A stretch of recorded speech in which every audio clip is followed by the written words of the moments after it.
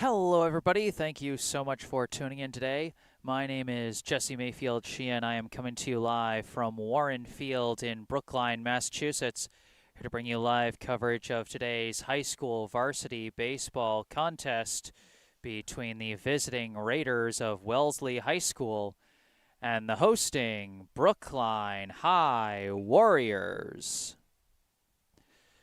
This game, a rematch from all the way back in the first week of the season when these two teams played in what turned out to be such a marathon of a game. They needed 2 days to complete it.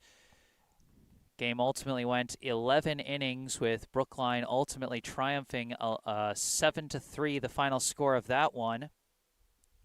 That one all the way back on April 5th. So it's been over a month since then.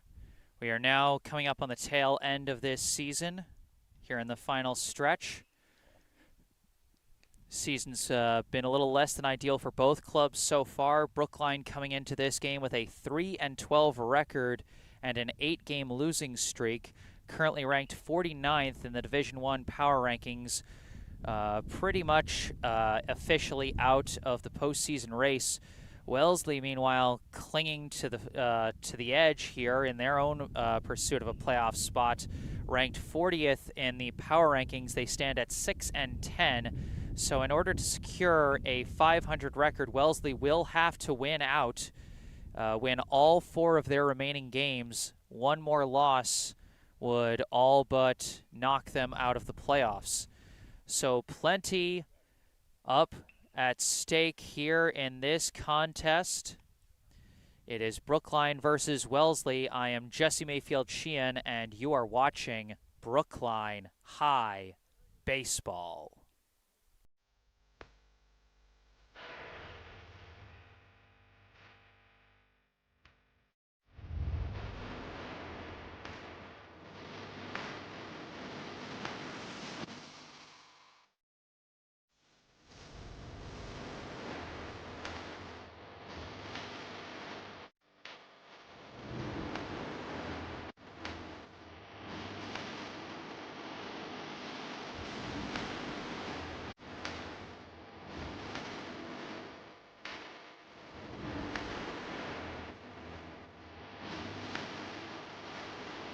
Jernigan launches this one deep to left. Left fielder on his horse. Looking back, it's off the wall. Runner immediately taking off. Hard hit right at first. Polgreen's got the double play. First pitch gets away from the catcher. Hart's taking off. He's coming in. Dives in. Brookline has the lead.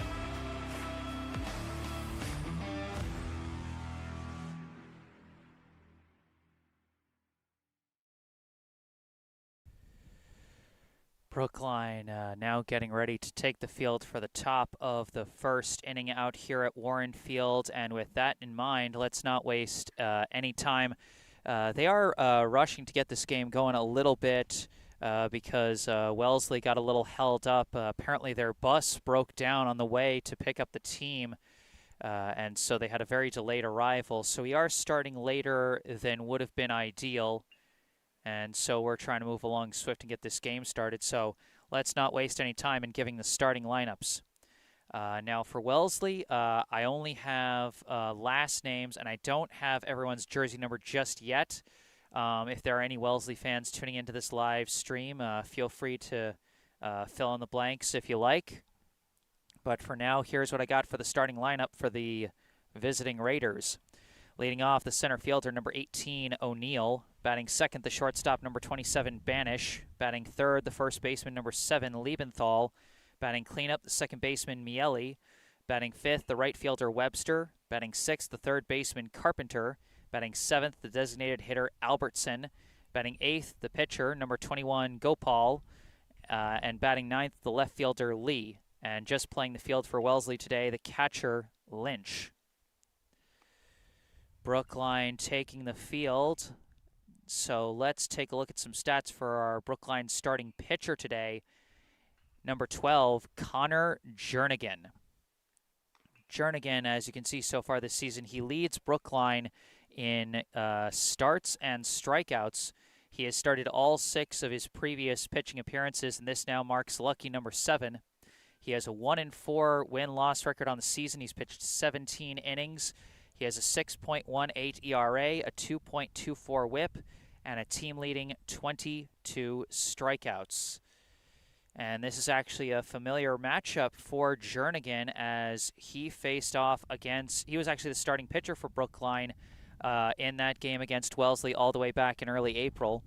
Only lasted 2 innings before he was pulled off the mound, gave up 2 unearned runs, allowing 2 hits, 1 walk, and striking out 5.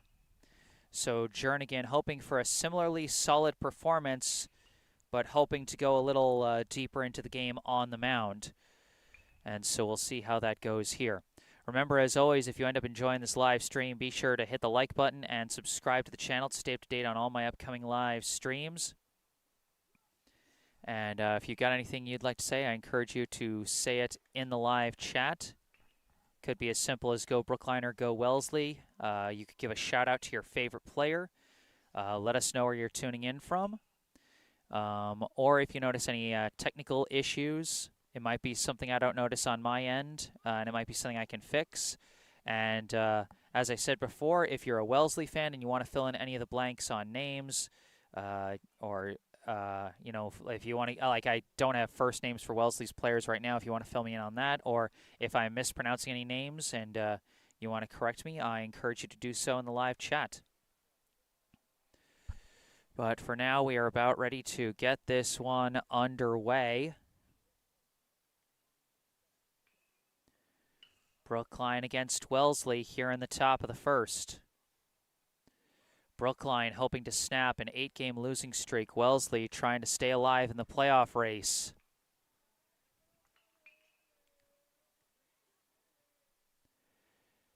And as Jernigan gets set on the hill, with Avery Melton, his battery mate, getting set behind the plate. Leading off for Wellesley, the center fielder, number 18, O'Neill. First pitch. In there, strike 1.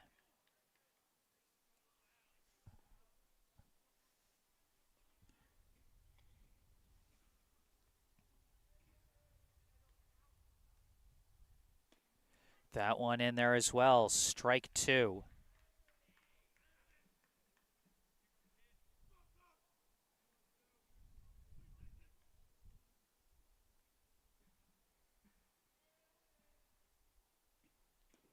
That one outside, and O'Neill did not chase it. Strike 1.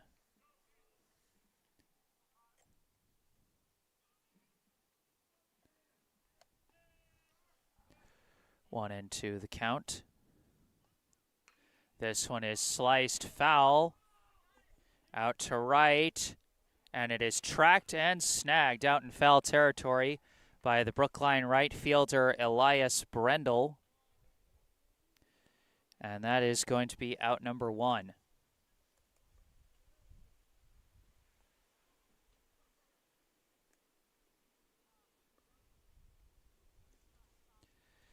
Now stepping up with 1 out and the base is empty, the shortstop, number 27, Banish. And he takes ball 1.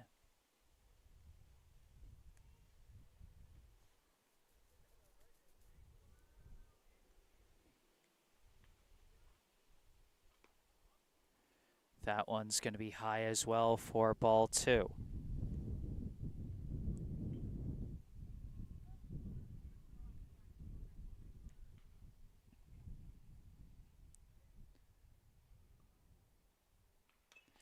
And this one's a high bouncer up the third baseline. That's going to be foul for strike 1.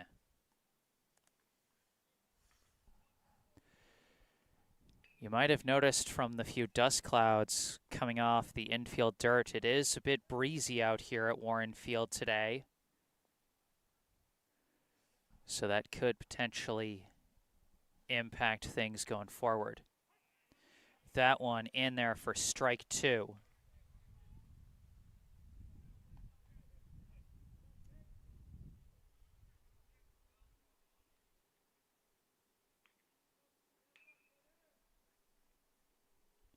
This one rocketed out to center.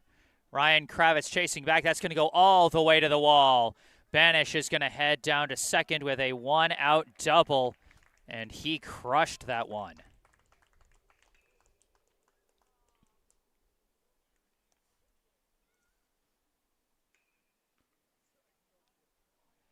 An impressive piece of hitting there from the Wellesley shortstop as he puts a runner in scoring position with 1 out. Now coming up, the first baseman, number 7, Liebenthal. Jernigan checks on the runner at second.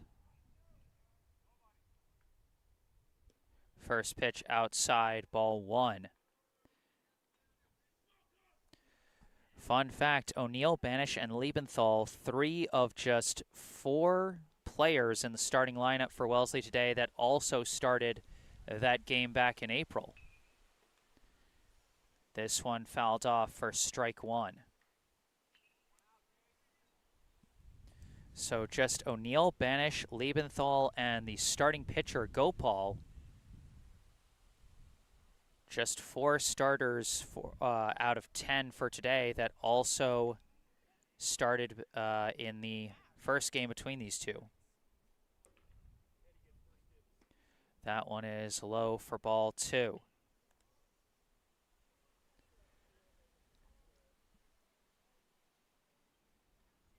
Two and 1. 1 out, runner at second. This one's a chopper foul up the third base line. And what's interesting is Banish teased a potential hit and run. He was starting to take off towards third. Stopped himself halfway there. Not sure if he saw something and was thinking he'd go for it, but either way, the foul ball would have nullified it either way. 2-2 the count. That one just misses outside. We've got a full count. Jernigan has been trying to work that outside corner, but the Wellesley batter's not taken the bait so far. Full count.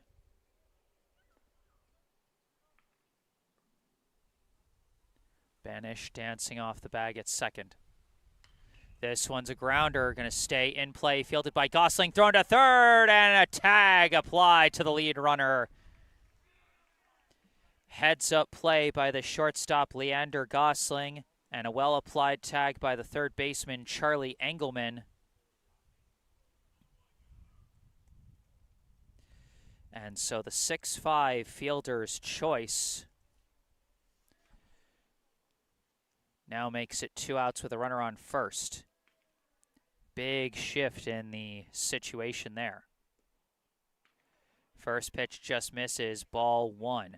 Now at the plate is the second baseman, Miele.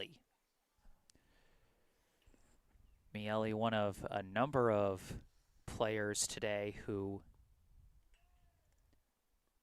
did not appear in the April game.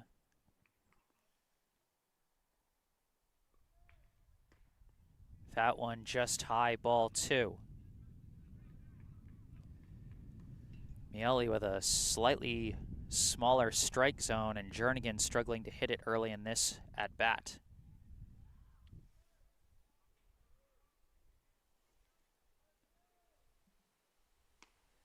That one catches the high corner, though. Strike 1.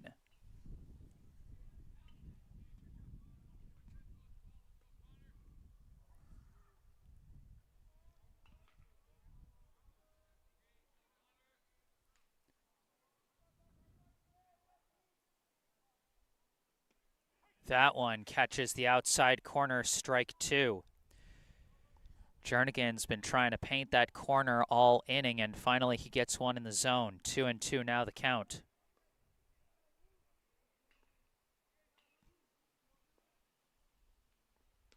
That one misses high and away for ball 3.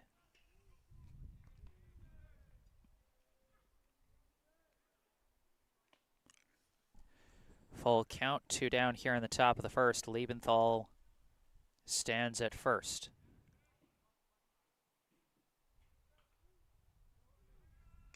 And it's slapped over the second baseman and into center field. And because the runner was going and it's juggled out in center, he is going to advance easily to third. Miele with a big 2-out single.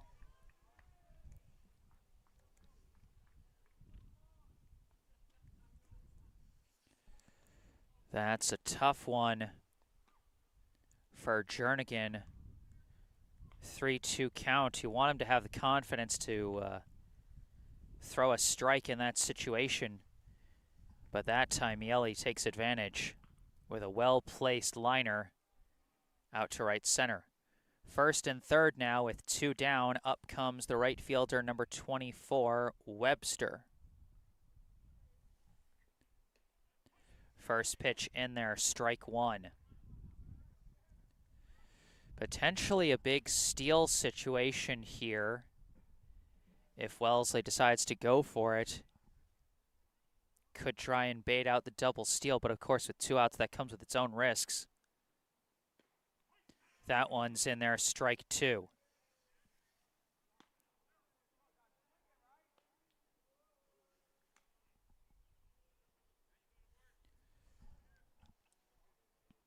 Miele is just taking off. They're going to throw to second, and he dodges around the tag for the successful steal.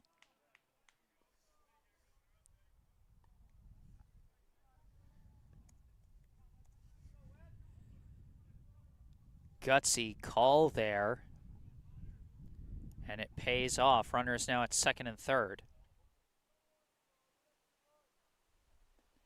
And that pitch comes in low for ball 1.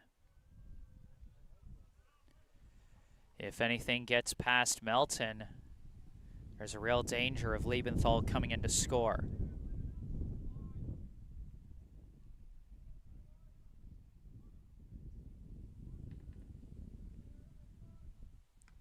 That one is high for ball 2. Webster is not biting on any of these pitches out of the zone. 2-2 now the count.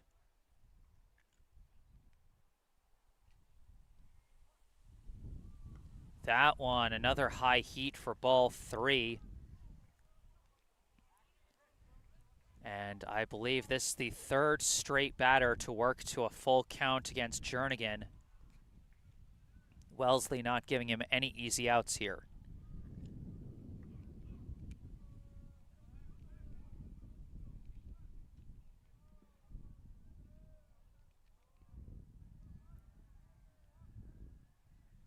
Swing and a miss.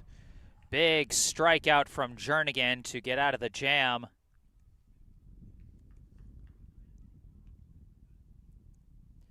And if I'm Brookline coach Brendan O'Connor, one thing I like about that inning, aside from the heads-up fielder's choice play by Leander Gosling at short, I like that my pitcher just stared down 3 straight batters with a full count, and he threw strikes to all 3 of them.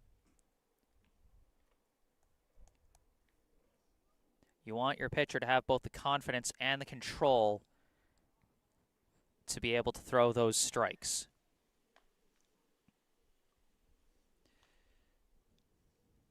Wellesley leaves 2 stranded in the top of the first. Brookline now due up in the bottom of the first.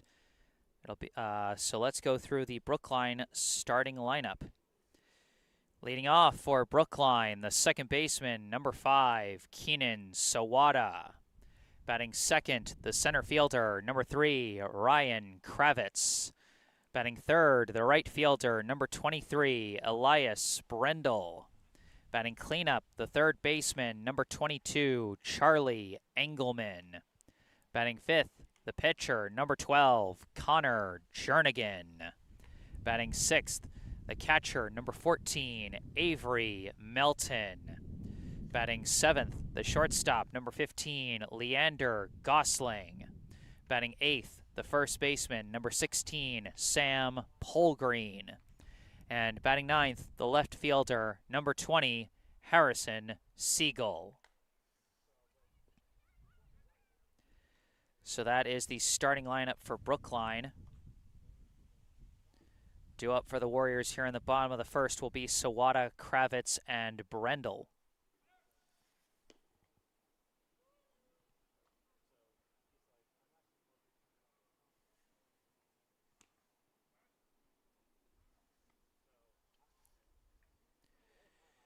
Now leading off for Brookline, the second baseman, number 5, Keenan Sawada.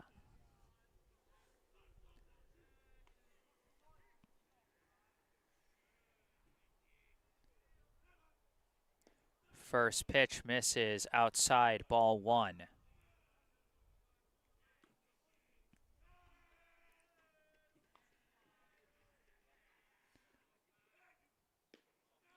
That one outside again, ball 2. Sawada with a pretty clean batting average of .250, but an on-base of .400 so far as he leads the team in both hits and walks. That one catches him on the inside corner for strike 1. Sawada also the team leader in steals and runs with 8 in both categories, while rounding it out with 4 RBI.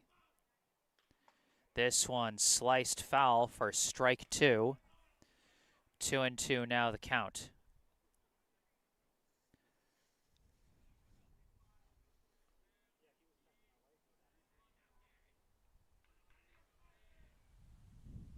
Reaches out and sends this one out to left. That one is a fair ball. Sawada rounding first, racing down to second. He's going to slide in for his first extra base hit of the year. Perfectly placed ball down the line by Keenan Sawada as the Brookline leadoff man records his first double of the season and immediately puts Brookline in a good offensive spot. Now batting the center fielder, number 3, Ryan Kravitz.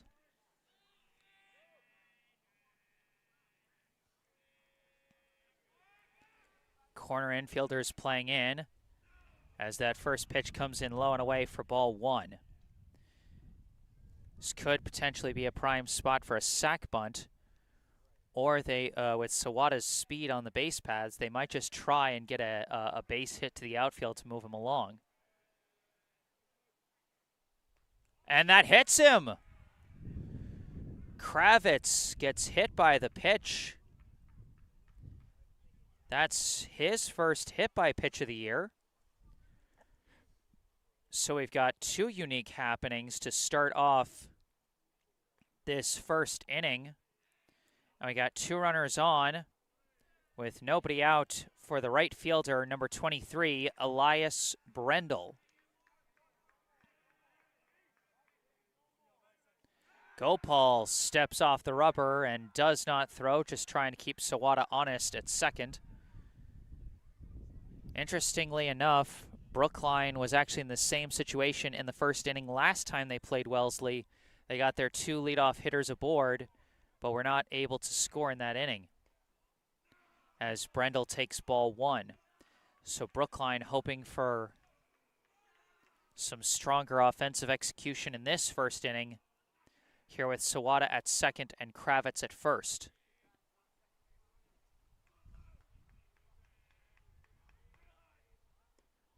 That one's going to miss as well, ball 2. Gopal, the last time he faced off against Brookline, he lasted 4 innings, gave up 2 earned runs on 4 hits and a hit by pitch with 4 strikeouts. Left that game with a no decision. That one in there for strike 1. Caught the inside corner that time. Now a 2-1 count to Brendel. Brendel so far this season 4 for 21 with a double, 5 walks, a steal, a run, and 2 RBI.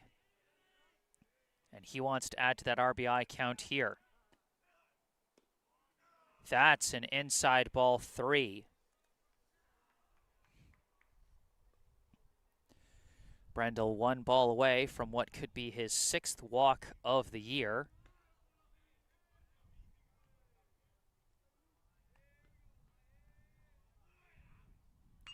That's a hard swing. That's through the gap into right for a single. Sawada is rounding third. He's coming for home, and they're not going to stop him. Throw down to the third, and Kravitz dives in. Elias Brendel adds to his RBI count with an RBI single through the gap.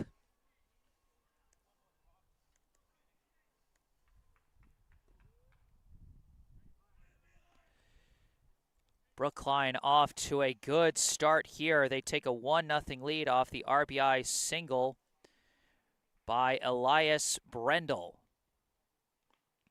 And now with runners at first and third following some gutsy base running from Kravitz. Now up to the plate, the third baseman, number 22, Charlie Engelman. Brendel takes off on the first pitch. And that caught the high corner, I guess, as I believe I saw a strike call. But Brendel will steal second. So second and third now with nobody out.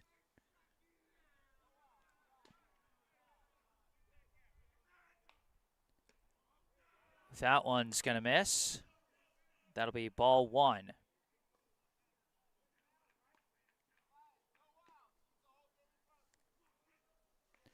Engelman so far this season, 6 for 26, 2 doubles, 3 walks, 2 hit by pitches, and 4 RBI. As he slices that one foul. And that should be strike 2.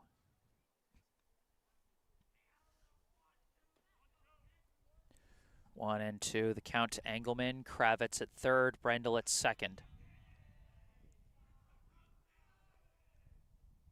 Delayed defensive swing there keeps Engelman alive.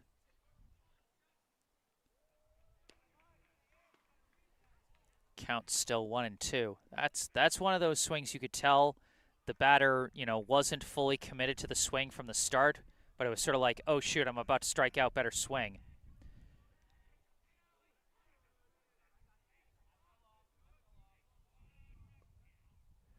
Gopal steps off the rubber briefly as Engelman steps out of the box.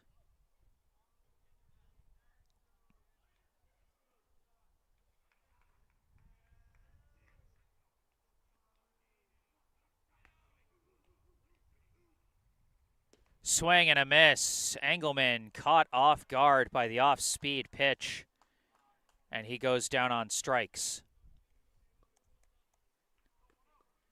A big first out get for Wellesley, but runners still at second and third. Up comes the pitcher, number 12, Connor Jernigan.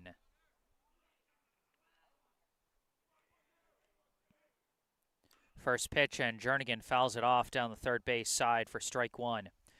Jernigan so far this season, 8 for 34 with a team-leading 3 doubles to go along with 4 walks, 2 hit by pitches, 4 runs scored, and 5 RBI. So leads the team in extra base hits, ranks second in RBI. He wants a big one here. But that one is not going to be the pitch to get it as he takes strike 2. Brookline's brought in 1 runner, and now with 2 in scoring position, they want to bring in at least another.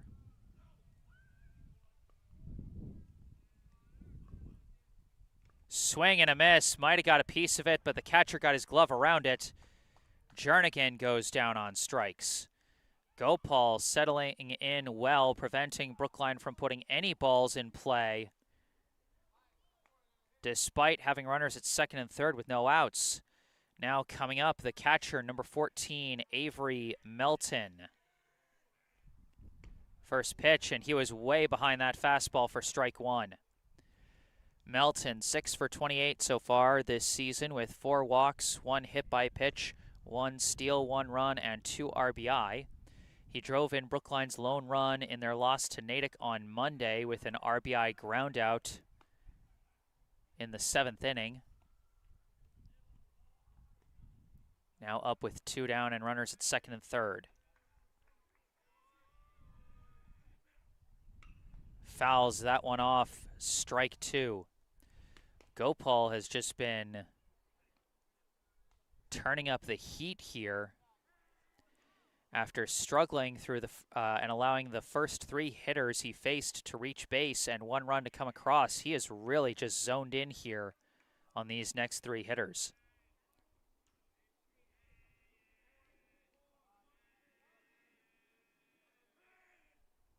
Melton hits a high chopper to short. It is picked up, thrown to first, and that will end the inning. Gopal with an impressive recovery after a rough start to the inning to get out of the jam, but Brookline does take the lead. Our score after 1, Brookline 1, Wellesley 0.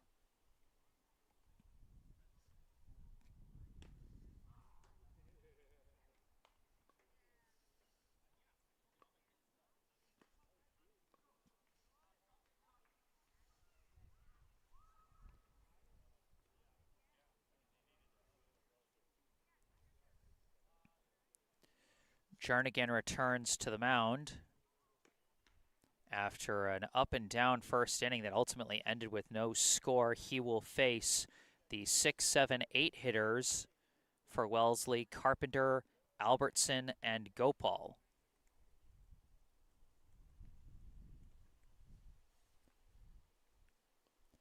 Boy, if you're Brookline, that was a very bittersweet first inning. And I think, honestly, both teams can feel a little bittersweet about that one. You know, Wellesley had a big chance to threaten in the top of the first inning, but ultimately came away with no score. They put runners at second and third with 2 down, but could not bring them home. Brookline, although they did get a run across, they put runners at second and third with nobody out. And back-to-back strikeouts put them in a situation where even a ball put in play could not bring in a run.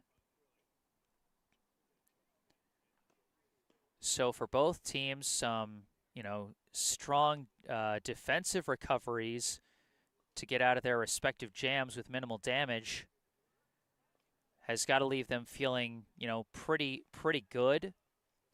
But, some strong offensive innings that ultimately resulted in just 1 run between the two teams. Like I said, got to leave both teams feeling a little bittersweet after that one.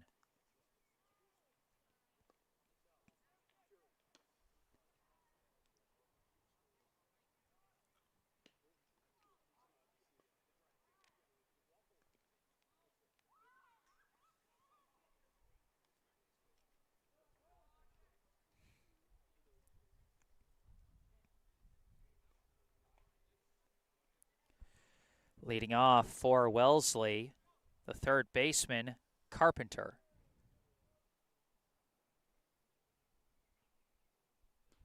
First pitch misses low and away for ball 1.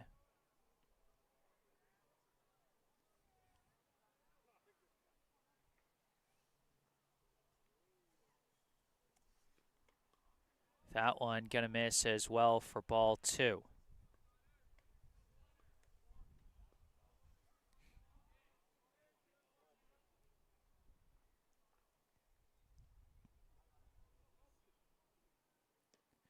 That one in there for strike 1.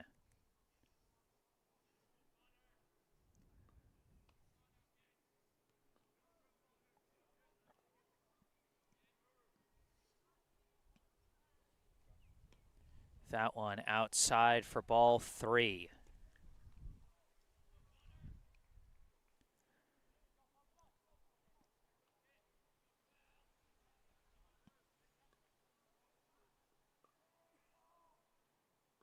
That one in there for strike 2.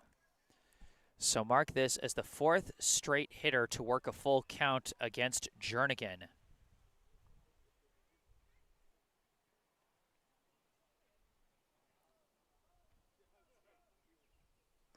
In there, strike 3. Like I said, 4 straight hitters to face a full count, and as a result, they've had a grounder into a fielder's choice, a single, and 2 strikeouts. Now stepping up for the Raiders, the designated hitter, number 20, Albertson. First pitch is fouled off for strike 1. So Wellesley's batters really battling against Jernigan so far, getting him up in his pitch count. But Jernigan staying cool under that pressure thus far. That one comes in high for ball 1.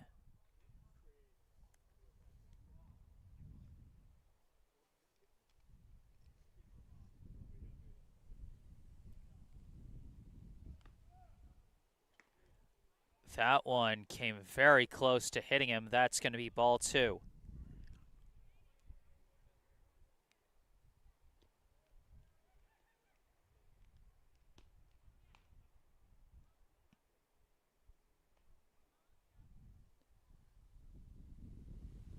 And that one is high and outside, ball 3. A 3-1 count. Melton steps out from behind the plate briefly to talk to his pitcher. Try and settle him down, get him back to throwing strikes.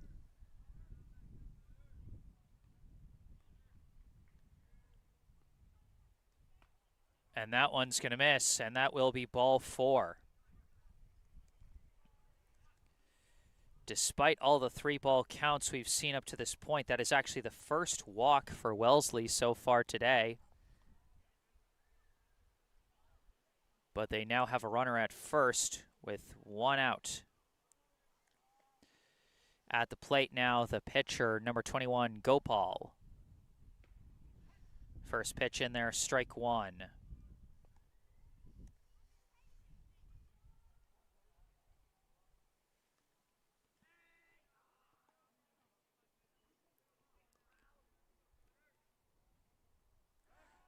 Attempted pickoff gets away from the first baseman. Albertson is going to take off for second, and he's going to move into scoring position on the E1.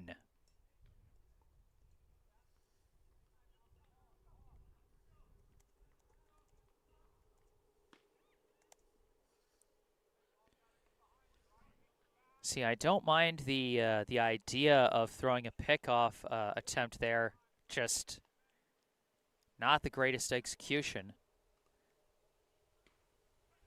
But that pitch well executed for strike 2. So Gopal quickly behind here at 0-2. Runner at second, 1 out.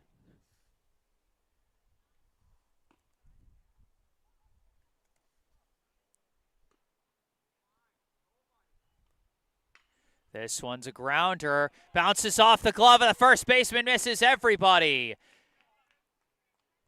Gopal's going to reach on a single. Either a single or an E3.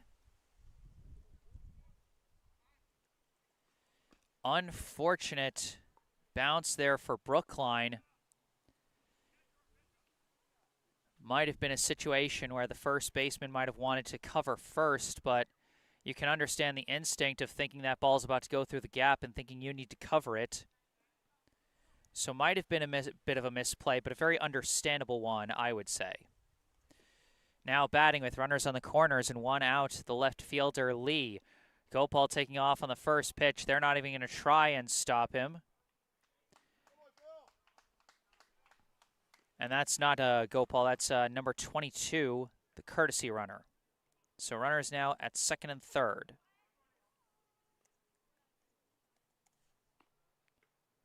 That next pitch in there, strike 1.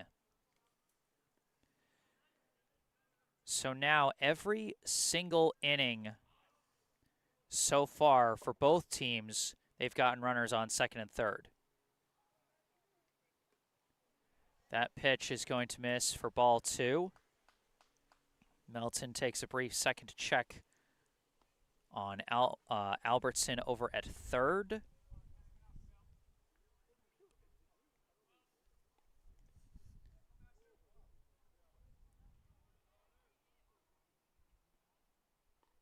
This one fouled off for strike 2. 2-2 the count, 1 out. Runners at second and third. Brookline holding a slim lead at 1-0 for the moment here in the top of the second. All infielders on the grass right now for Brookline. And this one's lifted deep to right. Brendel going back, going back. He's got the catch. Runners are going to tag and come in. So that will be a sac fly from Lee that will tie this ball game. Great catch out in right by Brendel, but this will tie up the game. Albertson in to score off the sac fly from Lee, and now it'll be 2 outs with a runner at third as we cycle around to the top of the order with the center fielder, number 18, O'Neill. O'Neill, his last time up, he flew out to right.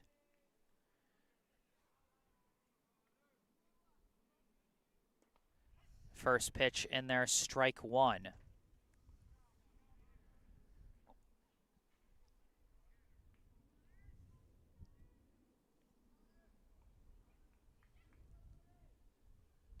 This is a hard grounder, and it's off the body of Sawada. He's going to reach, and the go-ahead run is going to score.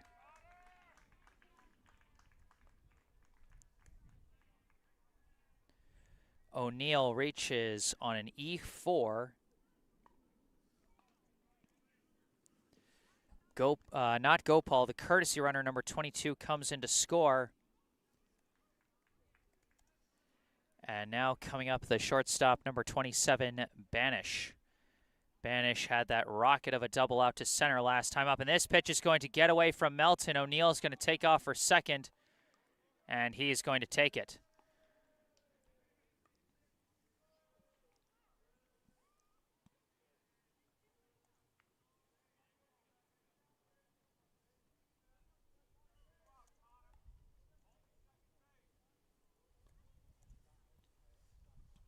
One and 0 the count now to Banish. O'Neill now at second. Wellesley up 2-1 here in the top of the second.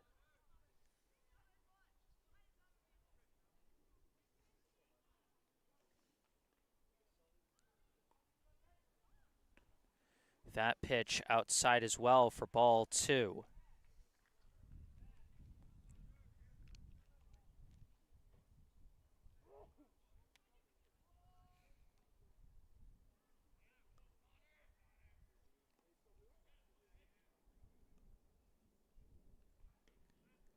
That one inside for ball 3.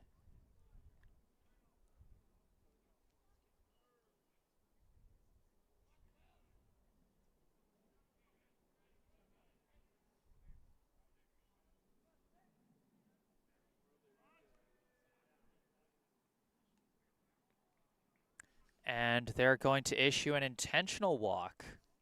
They're going to give Banish first. And now come out to talk to Jernigan.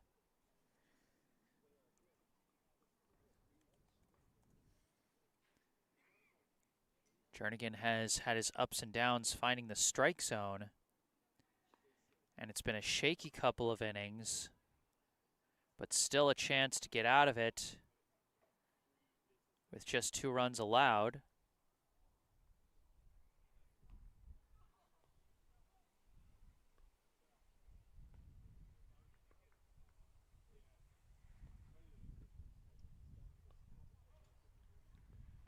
So now runners at first and second.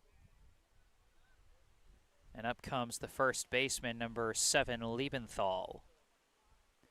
Last time up, Liebenthal grounded into a fielder's choice. Swing and a miss there, strike 1.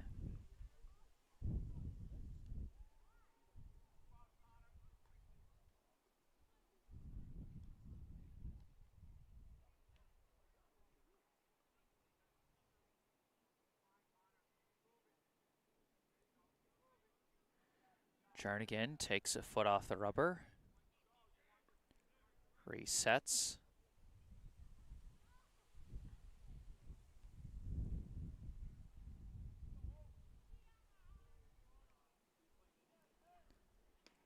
That pitch in there, strike 2.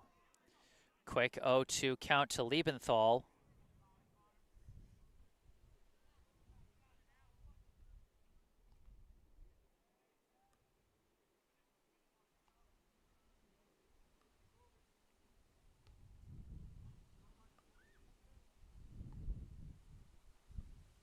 This is a high chopper to short, fielded by Gosling. He's going to tag second himself, and that is going to end the inning.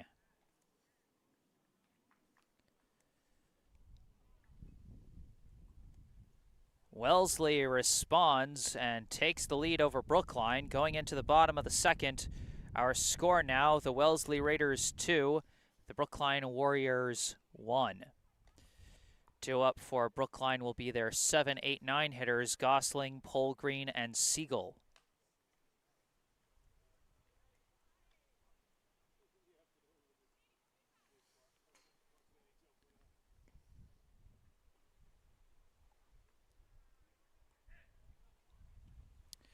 Now let's check the team's official game changer and see how these hits were scored.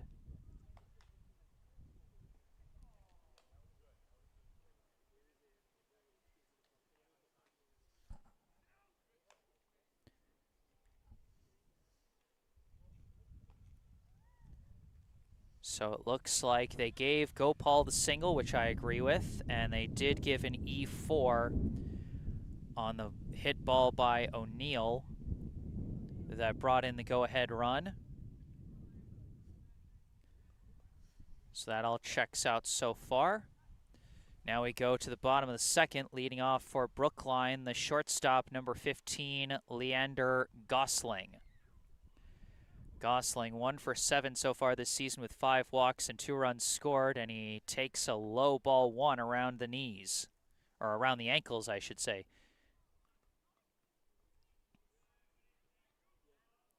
Gosling's made a couple nice plays at short so far today. Now hoping to make a play with his bat.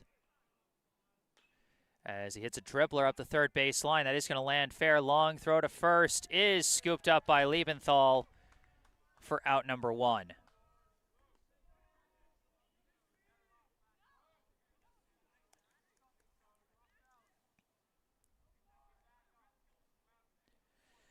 One down now, and up comes the first baseman, number 16, Sam Polgreen. First pitch in there, strike 1.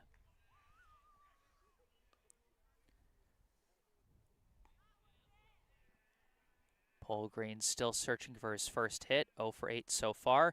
Hits a grounder over to third. That kind of died on the grass. Scooped up by shortstop. Throw pulls him off the bag, but the tag is applied by Liebenthal. Heads up play by the first baseman for Wellesley. After the tricky trajectory on the infield grass made that play anything but routine. A good recovery at short by Banish, and a good snag by Liebenthal for the tag at first.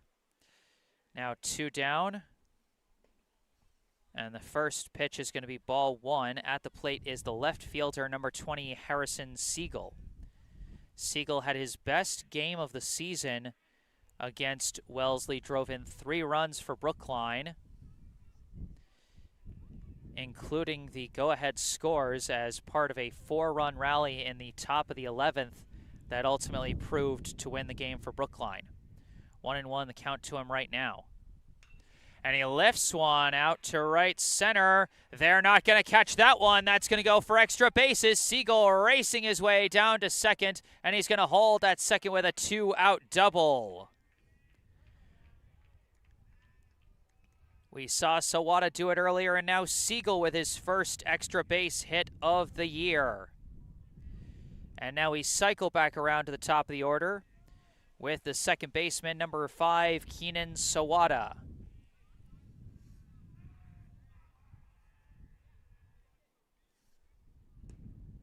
First pitch is going to miss for ball 1. Sawada, his last time up, he hit a double down the left field line and later came in to score on the RBI single by Brendel. Now up with 2 down and a runner in scoring position. That pitch outside for ball 2.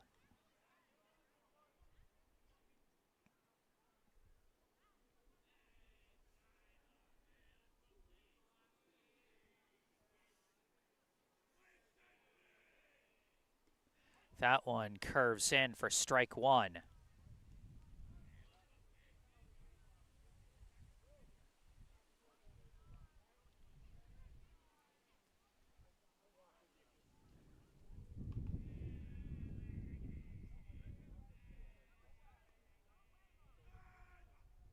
And this one's a hard liner. Off the glove of the third baseman. Drops fair and left again. Siegel's rounding third. He's racing to home. Throws coming to the plate. Caught by the catcher. They got him.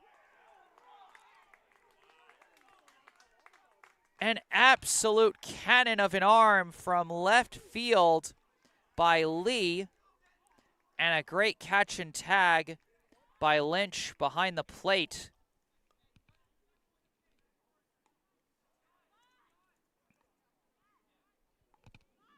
Score that a single for Sawada, but Siegel thrown out at home.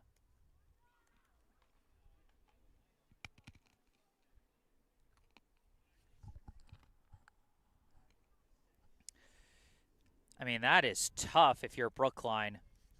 You get 2 big 2-out hits, a big chance to bring a run home, and it wasn't necessarily like they were being, you know, egregiously over-aggressive by sending Siegel on that play. I mean, the decision made sense to me in the moment, at the very least, but just a really, not just a hard throw, but a pinpoint throw from Lee out and left. And I mean, you got to understand at the high school level, that's an even more difficult play than it already is in the pros, and that's not a gimme play in the pros either.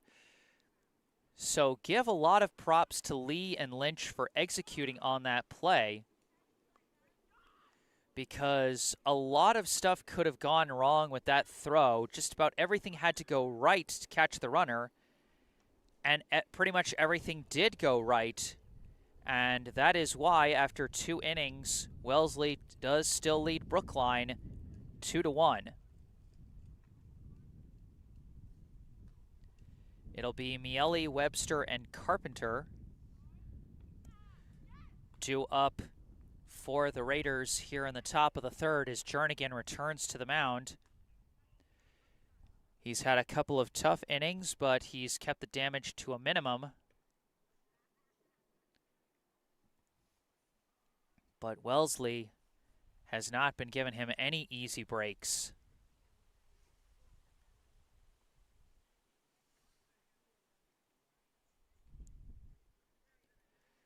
Stepping up for Wellesley, the second baseman, number 2, Miele. Miele singled and stole second last time up, but was left stranded. First pitch high for ball 1.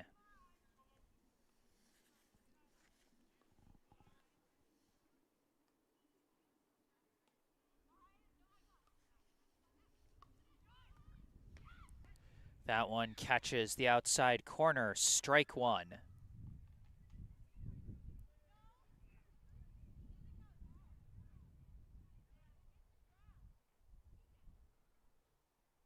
That one skips in the dirt for ball 2.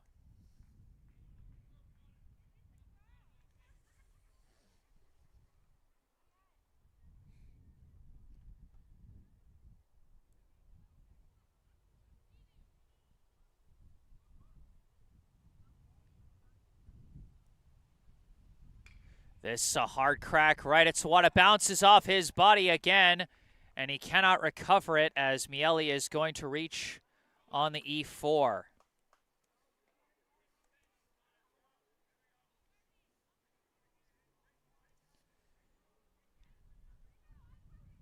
And again, I'll say it as many times as I need. There's no such thing as a routine play at the high school level. And a day like today really showcases that for you, as a whiff on the sac bunt and no pickoff there as Miele dives back safely. Batting for Wellesley is the right fielder, number 24, Webster. Another attempted pickoff, and again Miele gets back safe. Webster, his last time up, he struck out to end the first. And that's a balk. Jernigan dropped the ball, and that counts as a balk. Miele is going to take second.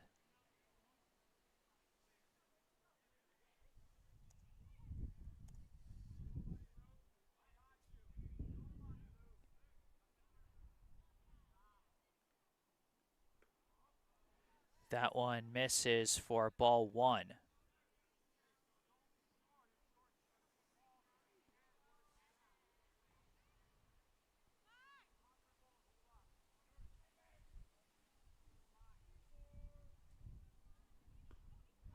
That's strike 2.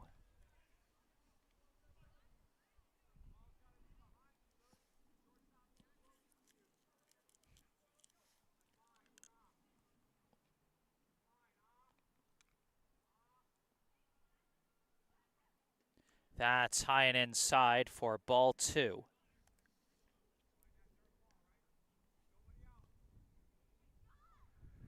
Runner at second, nobody out here in the top of the 3rd.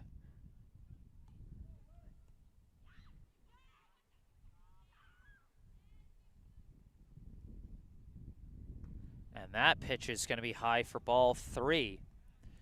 Another 3-ball count, another long at bat from the Wellesley hitters.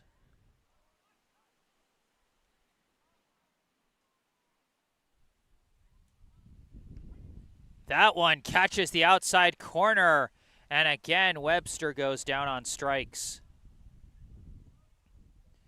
He thought he had ball 4 there, but that will be the first out of the inning.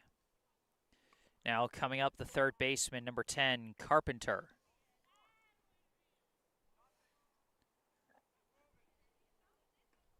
That one's high for ball 1. Carpenter, his last time up, he led off the second inning with a strikeout.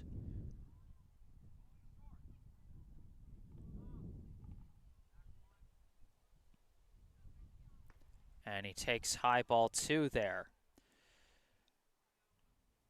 We've seen Webster battle to a full count in consecutive at-bats. Will Carpenter give Jernigan another long plate appearance? That one in there for strike 1.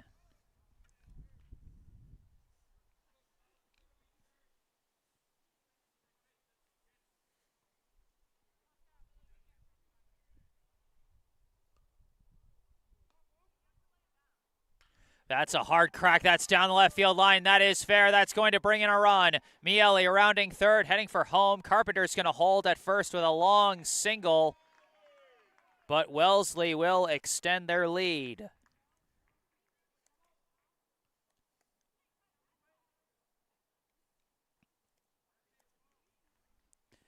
And now a meeting at the mound. And it looks like that is going to be the end of the day for Jernigan.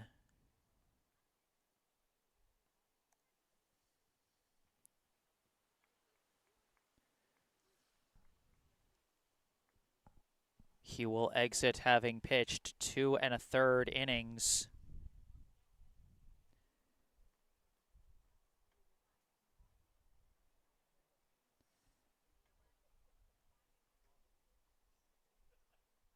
Having allowed 1, possibly 0 earned runs, as, well, it was a shaky outing. Ultimately, a lot of the runs scored off of, at least in part because of fielding errors. But taking over for Jernigan is going to be number 11, Nate Kessler.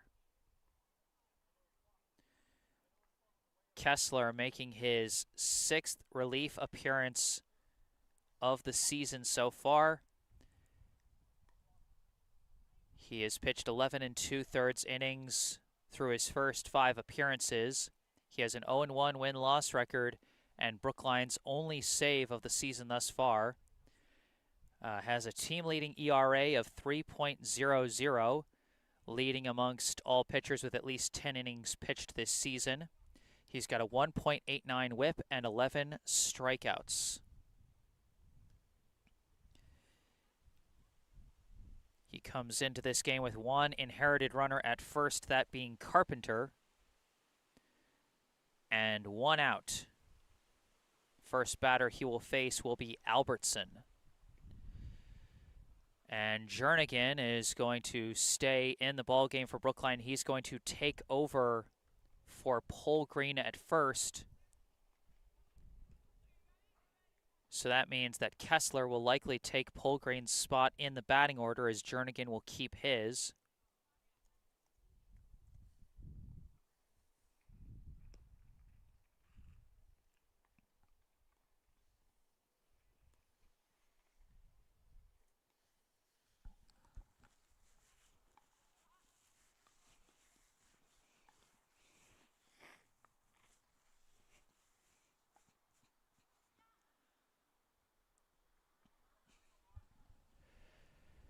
That's the end of the warm-up throws for Kessler.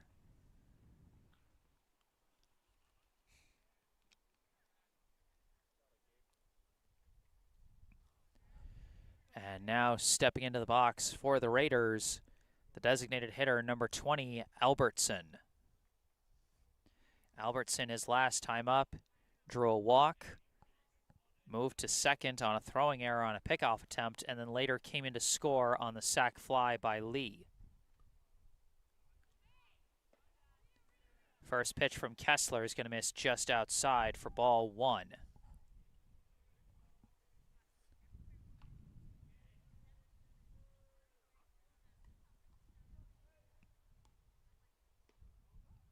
That one's going to miss outside as well for ball 2.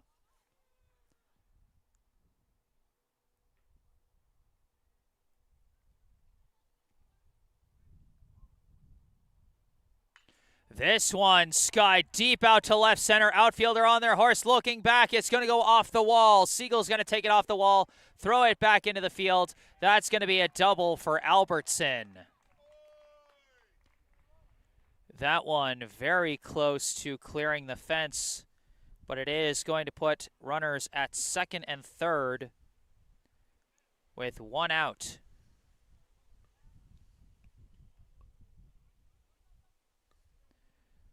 So for the third straight inning, Wellesley puts runners at second and third.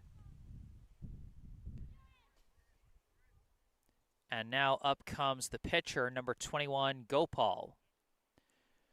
Brookline pulls their entire infield onto the grass.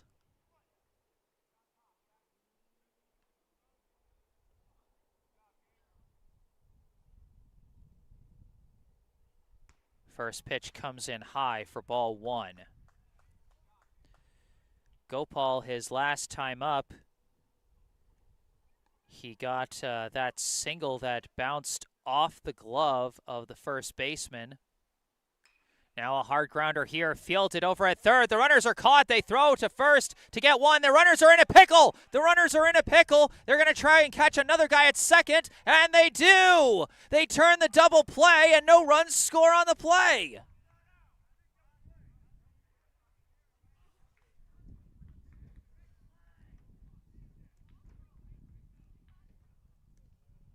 A base running disaster for the Raiders. Carpenter smartly held at third as he saw that Engelman had the ball and was holding him there. And Engelman made the throw to first to get Gopal out.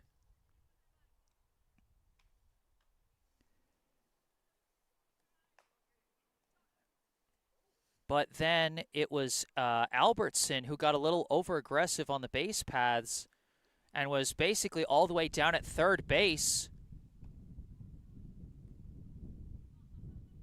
But he couldn't go to third because Carpenter was holding at third, and so Albertson had to try and retreat. Brookline was almost too slow to realize it, but Jernigan did realize and threw down to second, and so I guess you could call that a 5-3-4 double play.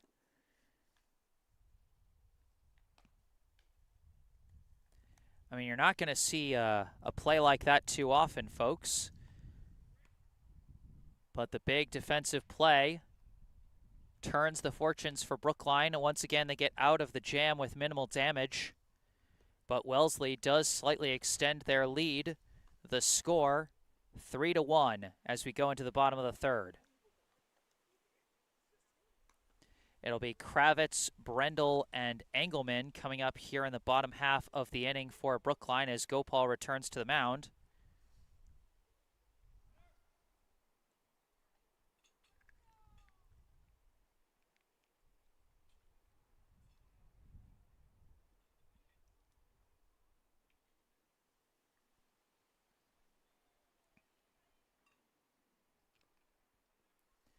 We start the bottom of the third inning, leading off for Brookline, the center fielder, number 3, Ryan Kravitz.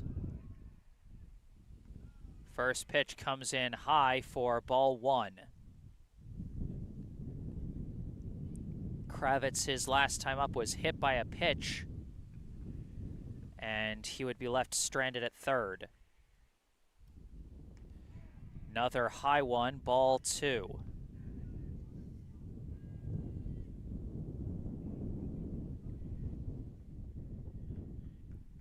Wind gusting out here at Warren. Inside ball 3. Kravitz working with a favorable count here at 3-0.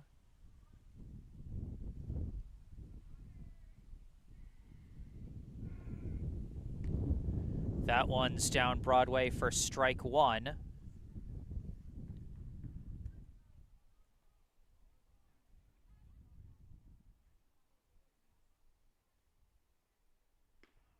And that one comes high and inside for ball 4. Kravitz gets a leadoff runner on with a leadoff walk. And now it's a runner at first for the right fielder, number 23, Elias Brendel. Brendel got an RBI single his last time up.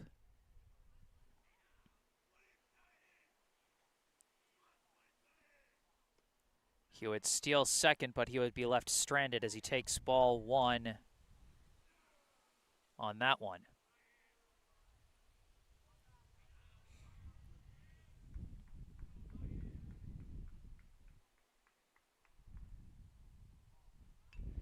Fouls that one off for strike 1.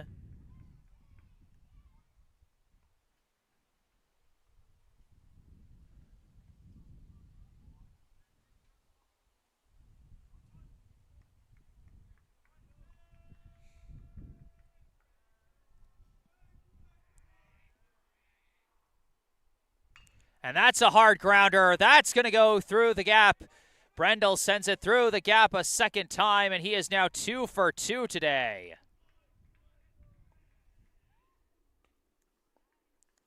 Kravitz smartly holds at second, but Brookline's got 2 men on to start the inning. Now coming up, the third baseman, number 22, Charlie Engelman. Engelman went down on strikes his last time up, hoping to have a chance to move the runners this time. Shows bunt and ducks out of the way of the pitch. And Wellesley is trying to call for...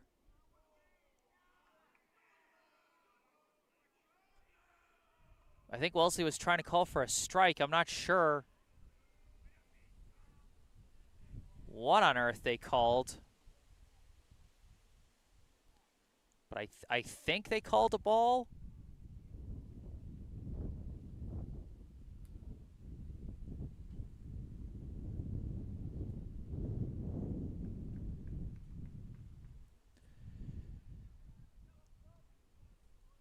Wellesley pulls their corner infielders onto the grass.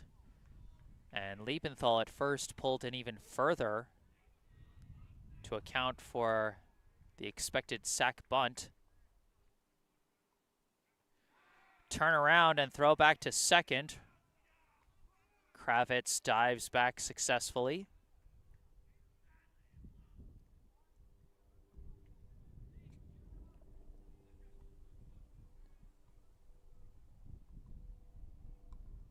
Shows bunt, whiffs on the bunt.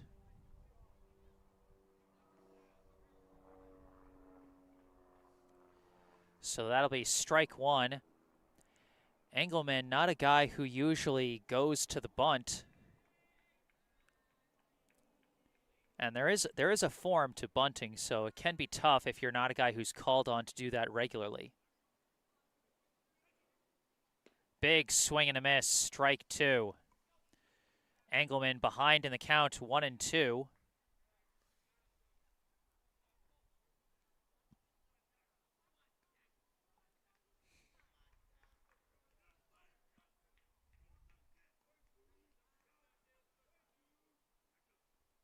And a delayed swing puts the ball in play. Weird, slow hop over to the second baseman. Throw pulls the first baseman off the bag. He dropped the ball, and they called him safe, and Kravitz comes in.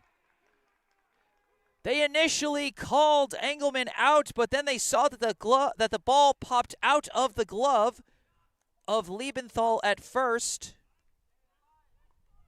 And so Kravitz is going to come in to score on the error. I don't know if you score that in E4 or in E3 or what, but it's an error on somebody as Engelman reaches safely and Kravitz comes in, and we've got a one-run ball game now with still no outs and 2 runners on. Now coming up, the first baseman, number 12, Connor Jernigan.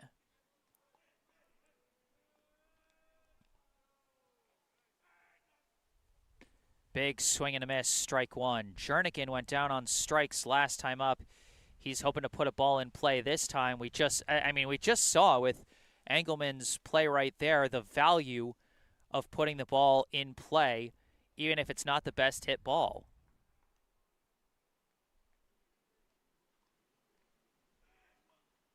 And this one is lifted out to center. Center fielder tracking it, and he's got the line out.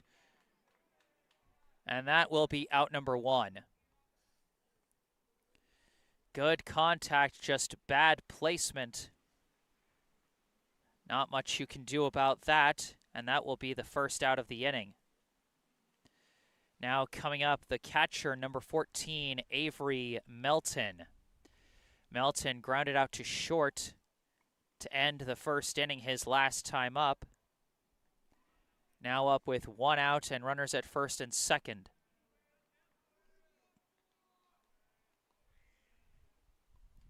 First pitch swung on and missed, strike 1.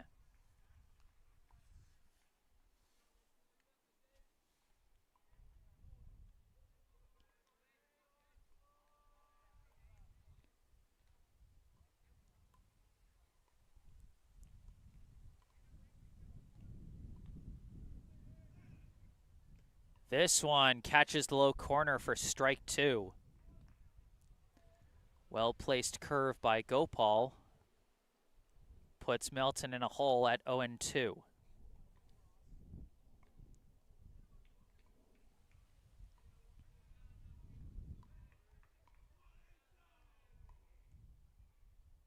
Swing and a miss. Melton goes down on strikes.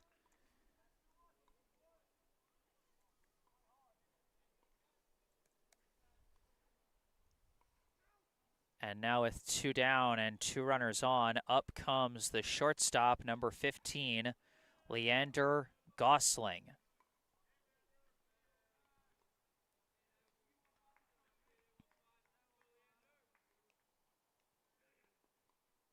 Swing and a miss there, strike 1.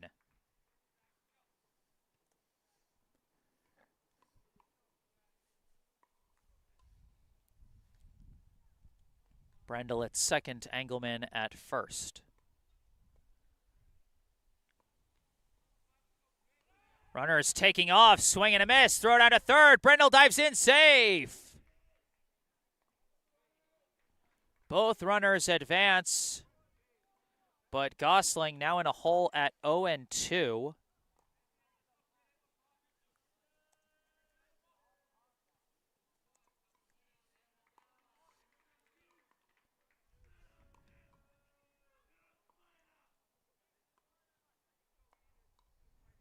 Gutsy call on the base paths there, but it pays off for Brookline, at least for now. Runners at second and third. That one's in there for strike 3. Gosling goes down looking. And again, Gopal escapes the jam with minimal damage. We are through 3 here at Warren Field, and we've got a close one going so far. Our score after 3, the Wellesley Raiders 3, the Brookline Warriors 2. Due up in the top of the 4th for Wellesley will be the 9-1-2 hitters Lee, O'Neill, and Banish. I'm going to take a brief break off the mic, but I will be back shortly. Stay tuned.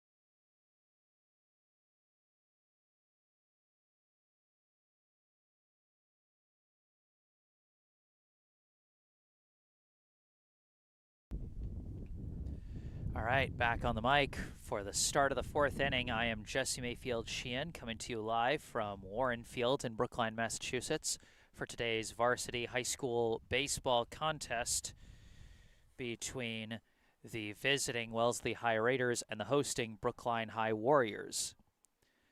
The visiting Raiders holding a 3-2 lead through the first 3 innings. Nate Kessler back out on the mound for Brookline after he took over in the top of the third. And it will be the 9-1-2 hitters coming up for Wellesley here in the top of the fourth.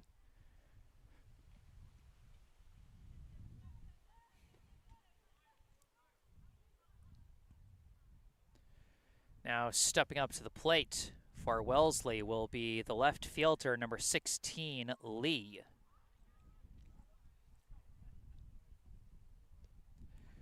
Strike one. Lee's had a very big day for Wellesley so far. His last time up, he had a sac fly out to right that brought in a run. And out in the field, he had a big throw home from left field to save a run.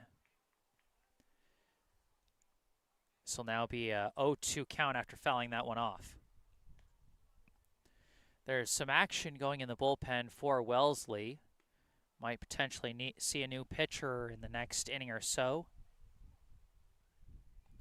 Delayed swing sends a chopper up the first base line. Kessler is going to take it himself and apply the tag for out number 1.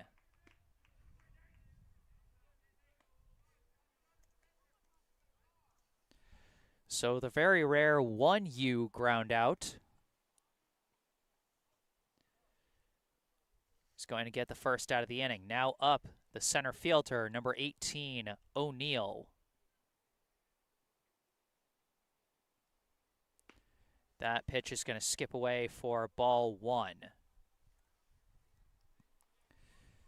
O'Neill last time up, he reached on an error, advanced to second on what was either a wild pitch or a passed ball, but was ultimately left stranded. Before that, he flew out to right. Takes low ball 2 on that pitch.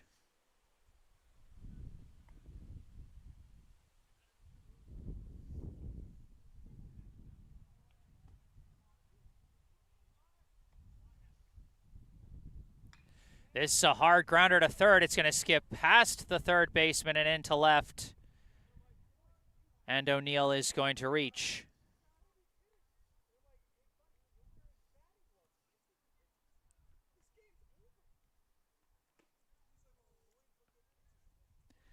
So that'll either be a single or an E5. I'll check Game Changer after the inning to confirm, but for now, with a runner at first and 1 out, up comes the shortstop, number 27, Banish.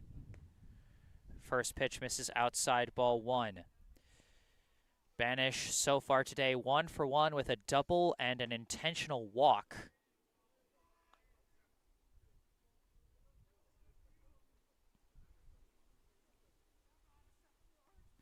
That's a low ball 2.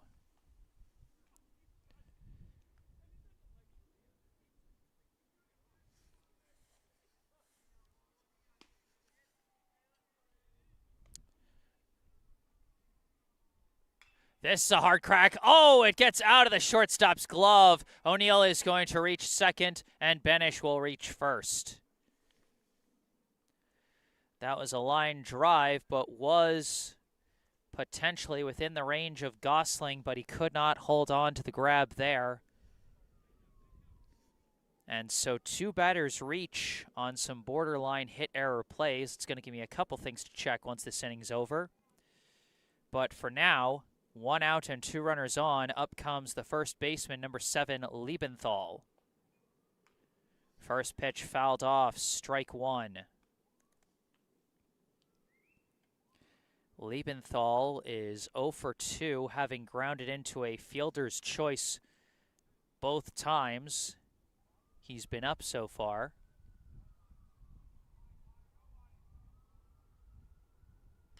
This is a grounder over to third. It's going to be another fielder's choice as Engelman tags third, tries to throw to first, but did not have the time to catch him. So that will be the second out of the inning. Runners still at first and second. Now up comes the second baseman, number 2, Miele. Miele has reached on a single and on an E4. He has scored once so far today as Kessler steps off the rubber to keep the runners honest. Banish at second, Liebenthal at first, 2 down here in the top of the 4th. This one is skied high and out of play, aided ever so slightly by the wind gusting here at Warren.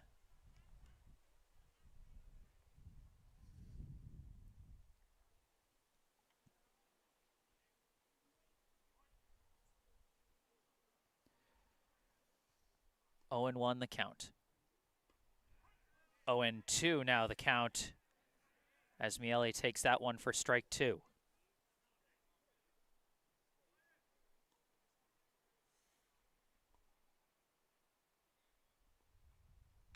And this one's a high chopper to second, fielded by Sawada, and flipped to second for out number 3.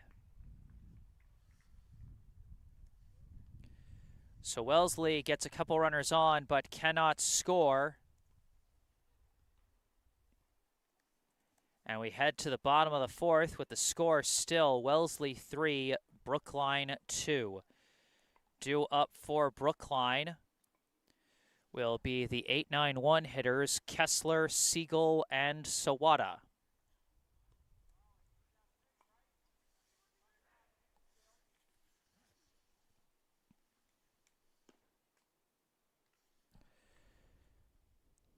So looks like the way those two plays were scored, they scored O'Neill as reaching on an E5, but they scored Banish as getting a single.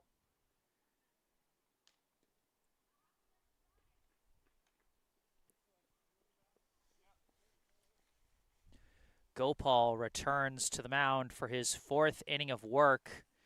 If he completes this inning and there are no lead changes the rest of the way, then he will be the pitcher on credit for the win. Right now for Brookline, Jernigan, the pitcher, on the hook for the potential loss if things do not turn around here.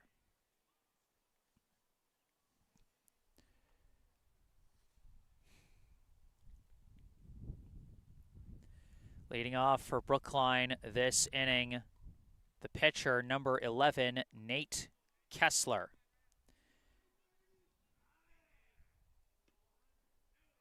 Inside, ball 1. Kessler's been a pretty productive offensive player for Brookline this season. 8 for 29, 1 double, 6 walks, 2 hit by pitch, 6 runs, 3 RBI. Hits a hard grounder there. That's right through the left gap into left field for a clean leadoff single.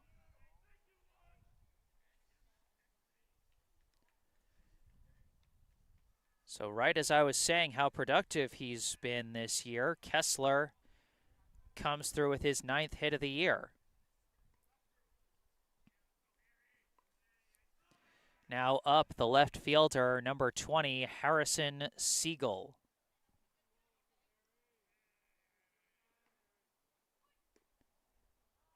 That one misses low, ball 1.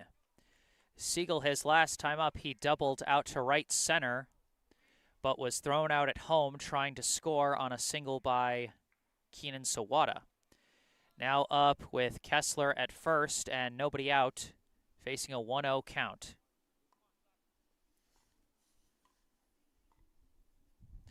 Lynch coming out from behind the plate to talk with Gopal.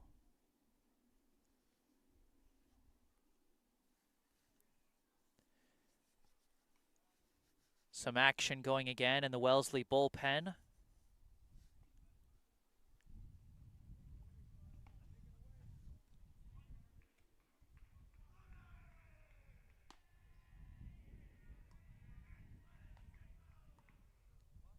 And Siegel skies this one into shallow left. Banish tracking it. It's going to drop! Kessler is going to reach second. He smartly went halfway there. And so everyone is going to reach.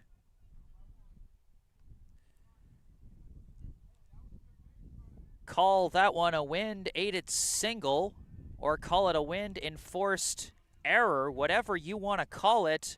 Siegel reaches safely, and now there are 2 runners on for the second baseman, number 5, Keenan Sawada. Sawada 2 for 2 today with a double and a run. Shows bunt, lays it down to the pitcher, picked up by Gopal, throw to first, not in time! Sawada with the bunt single to load the bases.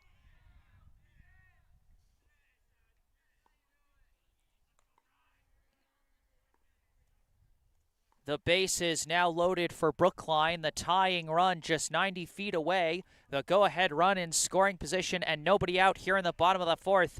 And up comes the center fielder, number 3, Ryan Kravitz. And it's a check swing grounder over to the pitcher, picked up by Gopal, thrown to home. And they do get him at home on the fielder's choice. Wild play there, but heads-up play by Gopal and Lynch to get the out. 1 out, bases still loaded.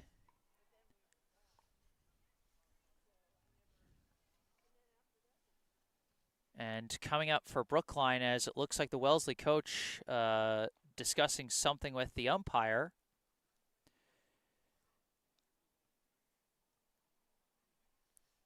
Due up for Brookline will be the right fielder, number 23, Elias Brendel.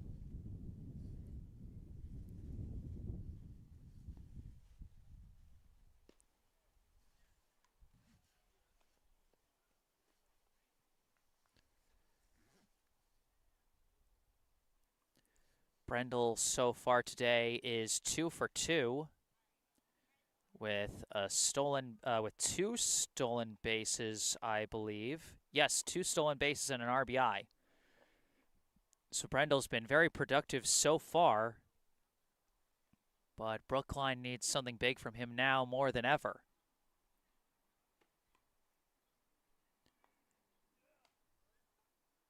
They've got Siegel at third, Sawada at second, and Kravitz at first.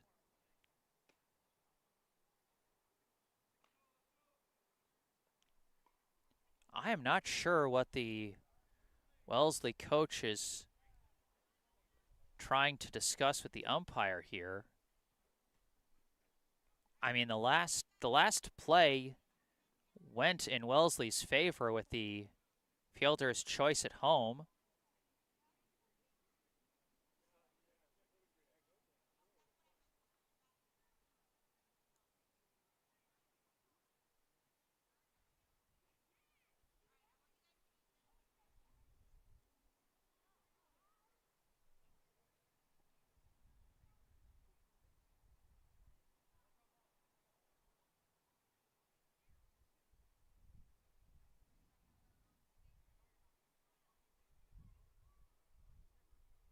So the umpires briefly conferred among themselves, and now the Wellesley coach heading out to talk to the infield umpire.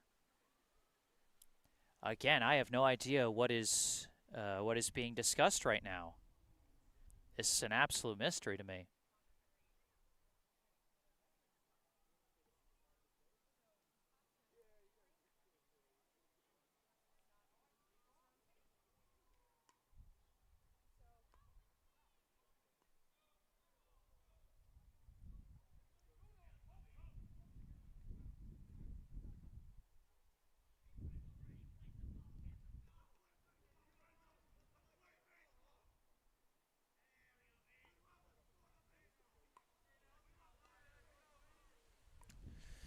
So after whatever that was, we continue at the ball game. Stepping up for Brookline, the right fielder, number 23, Elias. No, wait, the coach is back out. This time it looks like he's coming out to talk to his pitcher.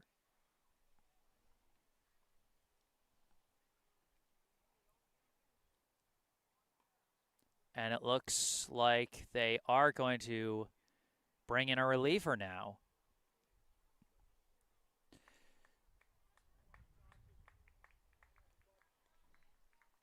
So, I don't know, maybe that's what all the talking with the umpires was about. I don't know, maybe he was trying to give his reliever a little bit of extra time to warm up or something, but whatever the reason, that ends the day for Gopal. He pitches 3 1/3 innings. He's given up 2 runs, leaves 3 inherited runners for the reliever, number 8.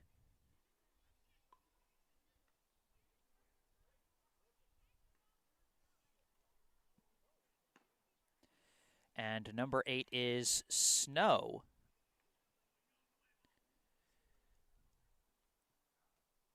Which we know because he was a courtesy runner the last time these two teams faced off. So Snow, who appears to be a sidearm thrower, will be taking over in a very critical situation for the Raiders with the bases loaded and 1 out here in a 1-run ball game. So this is going to be a very different delivery for Brookline's hitters to look at. As you can see with him warming up, it is a unique delivery that you don't see a lot at any level.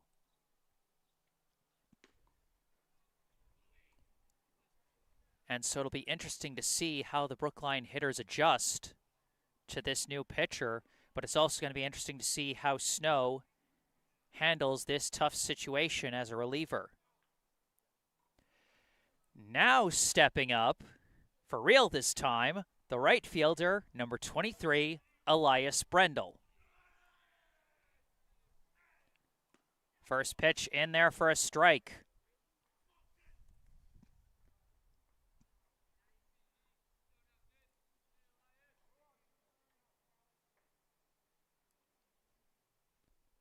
That one inside for ball 1. That was very close. If that had hit him, Brookline would have tied the game.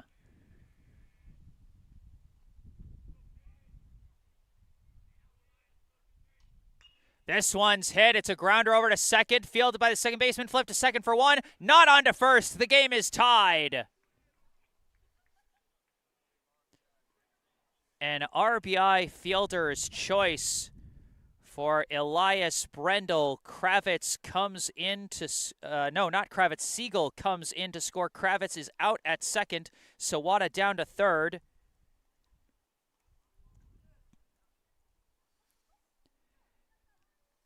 And now with runners at the corners and 2 down in a tie ball game, up comes the third baseman, number 22, Charlie Engelman. So Brendel does his job, puts the ball in play, and ties it up.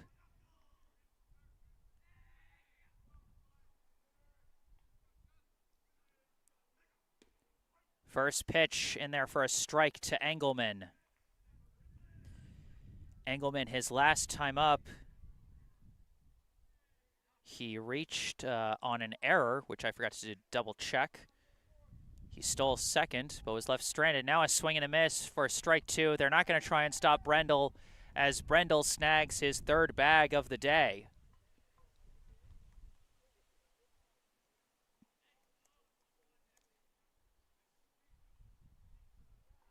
Oh and 2, the count to Engelman. Second and third, 2 out.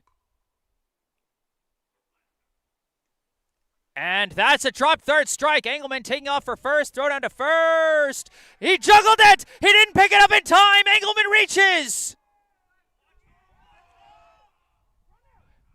It's still a live play. What's going on? Brendel's coming home, and he's safe too. 2 runs come in for Brookline.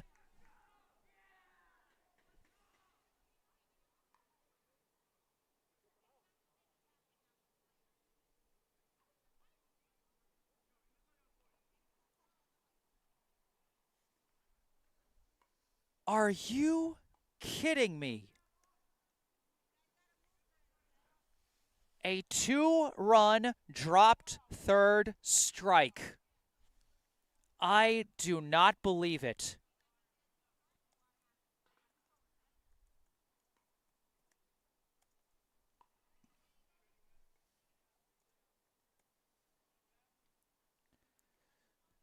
Sawada scores as Engelman reaches on a dropped third strike. And then they noticed that that Brendel was starting to cheat his way home. And so they went to cover home, but then they threw over to third, so Brendel took off for the plate, and he managed to dive in safe for another run. So Brookline scores twice, and while the pickle was happening between third and home, Engelman advanced down to second. So the situation now is runner at second, 2 down. Brookline leads 5-3. At the plate, the first baseman, number 12, Connor Jernigan.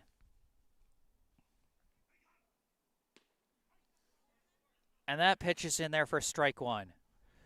Boy, I think that play might have finally broken my brain, folks. That was wild. That one in the dirt, well covered by Lynch for ball one.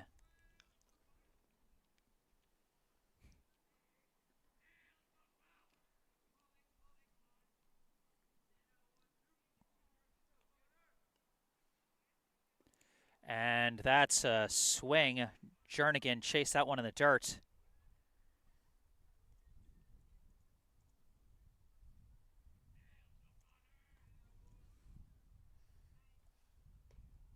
That one is going to be low for ball two.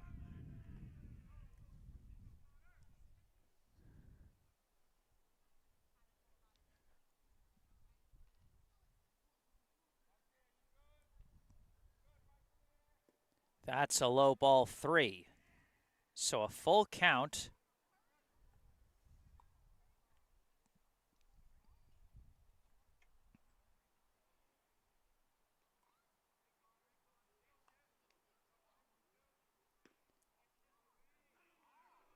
And Jernigan manages to check his swing, and it's a ball four.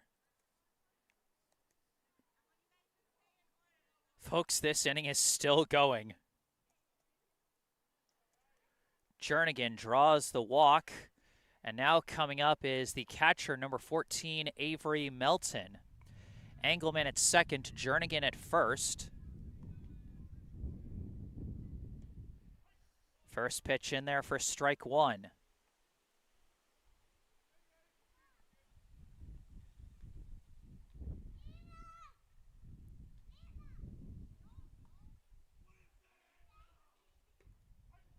That's in there for strike two. 0-2, the count to Melton. Melton 0 for 2 so far today with a ground out to short and a strikeout. And he manages to foul that one off. Stays alive at 0-2. Boy, was that one a weird sound off the bat.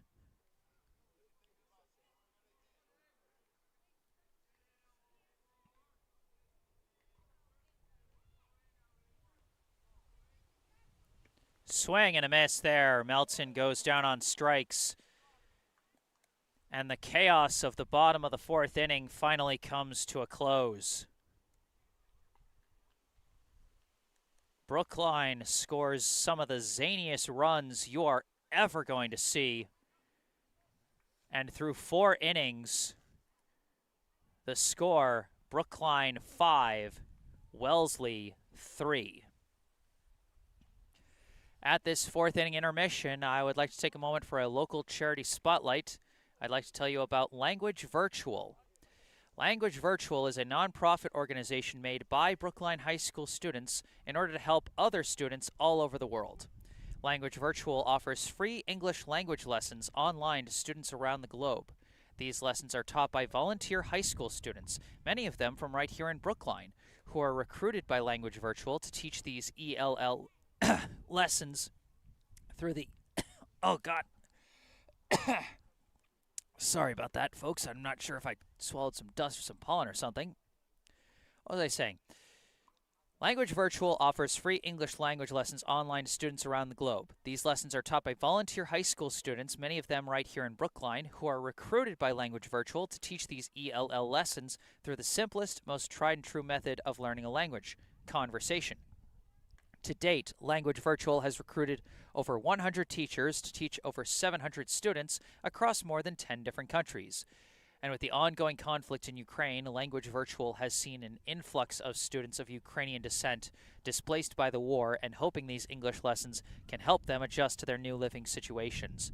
Visit languagevirtual.org to find out how you can register either as a volunteer student teacher or as a student in need of these English lessons. You can also donate money to Language Virtual to help them continue teaching students in need and fostering these worldwide connections. Once again, that's languagevirtual.org. And as always, you can see the URL to that website in the description section down below. So now we move to the top of the 5th inning. Kessler back on the mound, leading off for Wellesley will be the right fielder, number 24, Webster. And he takes strike 1.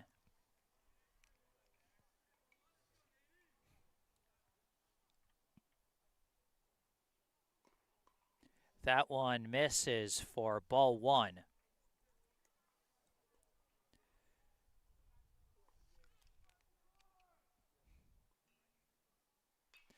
This one is skied foul and out of play for strike 2. Webster, his last time up, went down on strikes. And he's gone down on strikes 2 times so far.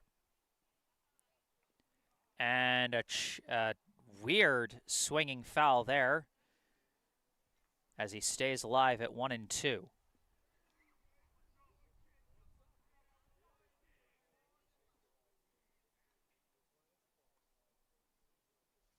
And he gets hit. Webster gets hit by the pitch, and he will put a leadoff runner on for Wellesley. And now coming up, the third baseman, number 10, Carpenter. Carpenter, his last time up, got an RBI single out to left, and now Coach O'Connor and Melton coming out to the mound to talk with Kessler, as that was a pitch that really got away from him, and it looks like they're going to pull him out of the game now.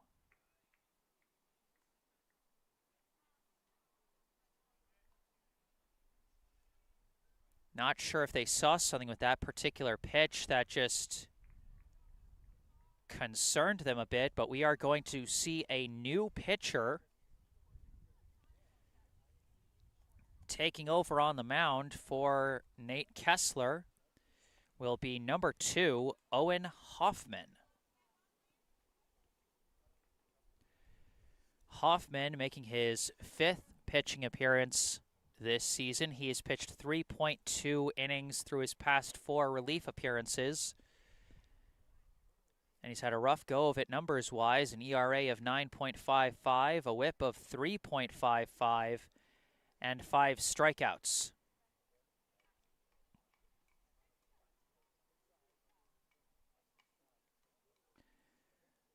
So while Kessler leaves,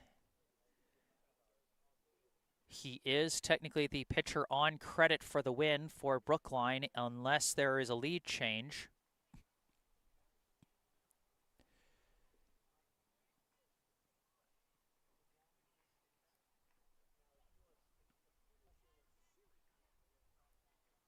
He leaves one inherited runner with Webster at first following the leadoff hit by pitch. So Kessler pitches 1 2/3 innings, allowing 0 runs. So another strong relief outing from Kessler. Not entirely sure why they pulled him off the mound. Hopefully it's nothing injury-wise. Hopefully they just, saw something they didn't like from that hit by pitch.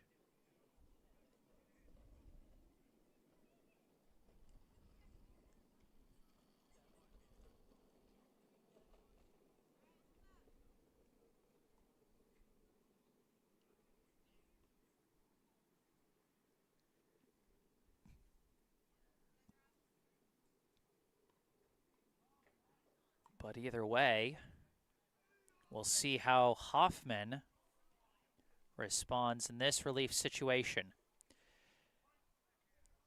Carpenter steps into the box. Webster at first. First pitch hits him. So the first pitch after taking over for a pitcher that had just hit a batter, and the first pitch from the reliever hits a batter. 2 runners on now, tying run at first, and up comes the designated hitter, number 20, Albertson. First pitch high, ball 1. Albertson, his last time up, he hit a double, but was caught at second after that base running debacle. Fouls that one off for strike 1.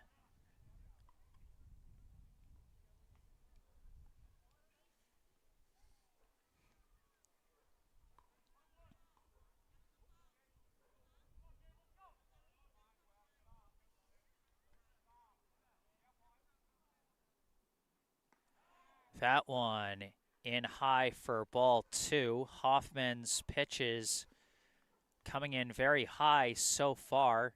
He's going to need to bring those down and into the zone.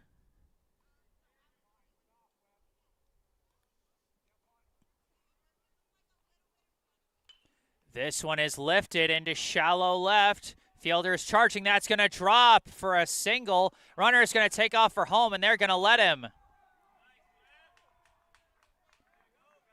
An RBI single from Albertson makes this a 1-run game as he dropped that right in no man's land in shallow left.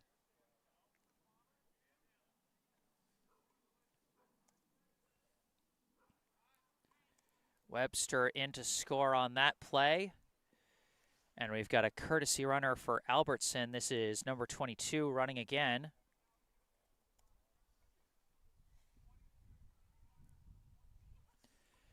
And we got a helpful note in the live chat from Joe Campagna referring to the Wellesley coach's arguments back in the bottom of the 4th. Sure, Wellesley coach was arguing runner out at plate didn't slide and interfered with a potential double play. So that's an interesting thought. Thank you, Joe, for that. I hadn't thought of that. Now batting is the relief pitcher, number 8, Snow, batting in Gopal's spot in the lineup, and he fouls off the attempted sac bunt for strike 1. Wellesley trying to get the tying run to third,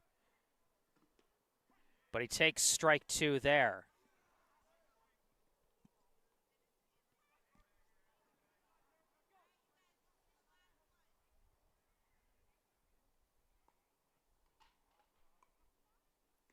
That pitch comes high and outside for ball 1.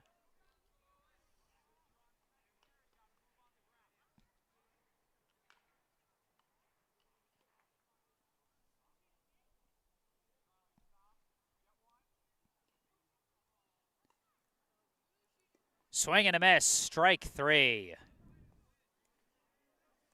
Big out get for Hoffman. Now with 1 out and 2 runners on, up comes the left fielder, number 16, Lee. Lee, his last time up, he grounded out to the pitcher. Takes the first pitch in the dirt for ball 1. He's 0 for 1 so far today with a sac fly and an RBI.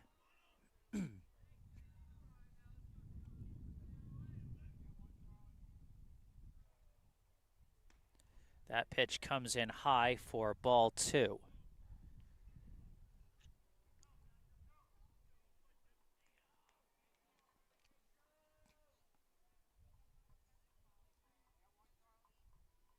That one high as well for ball 3. Hoffman struggling to find the zone.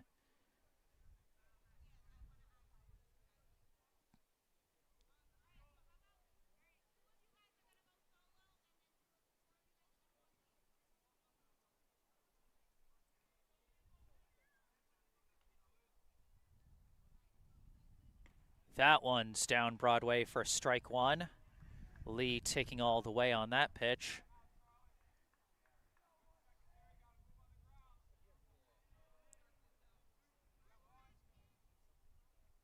Swing and a miss there, strike 2.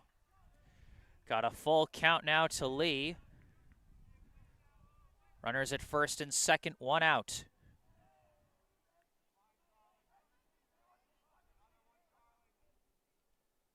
And that one comes in high, and Lee does get the walk. You could tell Lee was thinking about the swing, but smartly decided against it.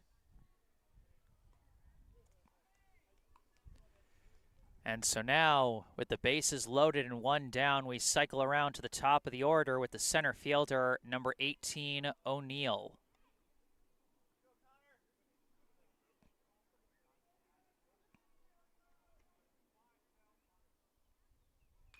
This one is skied out to left. Siegel coming in for it. Got the catch. Runner thought about tagging, but Siegel rifles that one back in, and the runners all hold.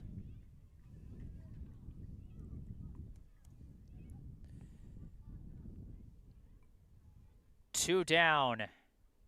Bases still loaded. Up comes the shortstop, number 27, Banish.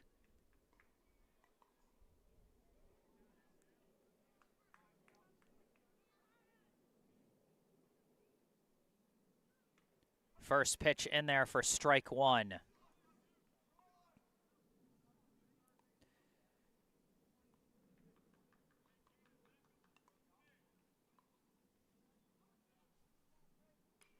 This one fouled off for strike 2. Banish, 2 for 2 so far today with a single, a double, and an intentional walk. Now staring down an 0-2 count.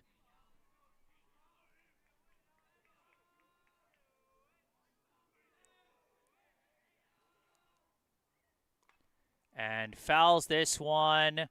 In play, and it's caught! Melton's got it for out number 3.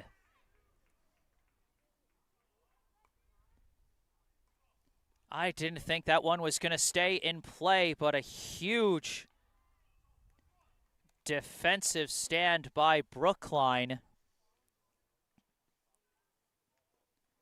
keeps their lead just barely intact. And as we move to the bottom of the 5th, this thrilling game continues to thrill. Our score, Brookline 5, Wellesley 4. Due up for Brookline will be Gosling, Hoffman, and Siegel.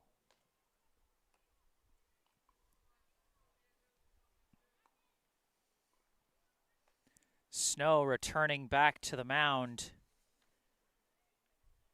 after what was a pretty strong showing in relief back in the bottom of the 4th inning, although some of his efforts undone by just a flurry of errors on that strange play. It was a dropped 3rd strike. followed by what looked like it was going to be a throw out at first, but the first baseman dropped the ball, allowing Engelman to reach first, and then the players not properly covering for the second runner coming home, and so 2 runs came in on that wild, zany play.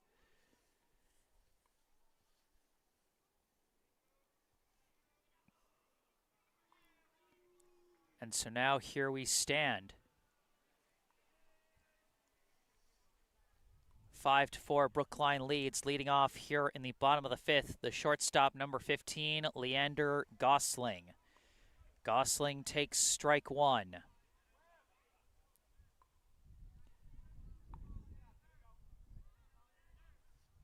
And whoa, that one way inside. Gosling with the matrix dodge there for ball 1.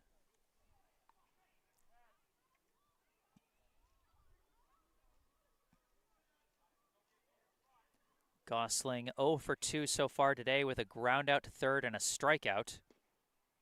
And he takes low ball 2.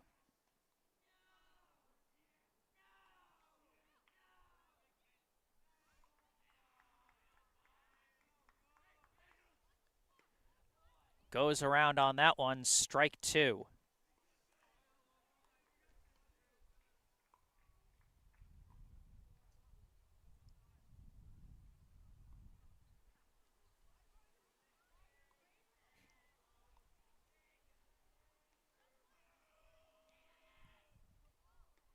That one gets away from the catcher, but there are no runners, so it'll simply be ball 3.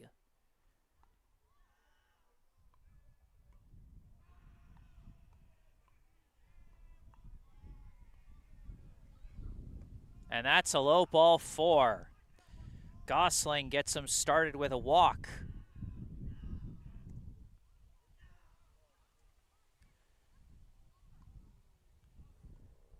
Now with a runner at first, up comes the pitcher, number 2, Owen Hoffman. First pitch shows bunt, pulls back, and that's going to be ball 1. Hoffman so far this season 6 for 32, 7 walks, 1 hit by pitch, 5 runs, 3 RBI.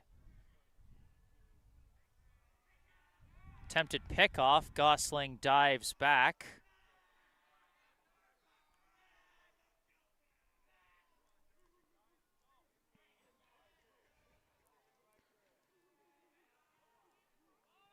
And he whiffs on the bunt. Got a piece of it, though. And so that's going to be a foul ball. Strike 1.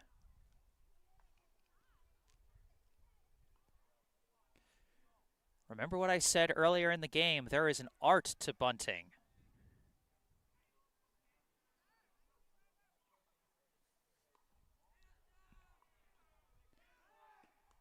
Gosling takes off. There wasn't a try at the bunt. Slides in, just barely beats the throw. It was a late, hesitant takeoff from Gosling, but it was a slow bouncing throw that made that one close. Runner now at second. That pitch is going to miss. I believe the count is 2-2.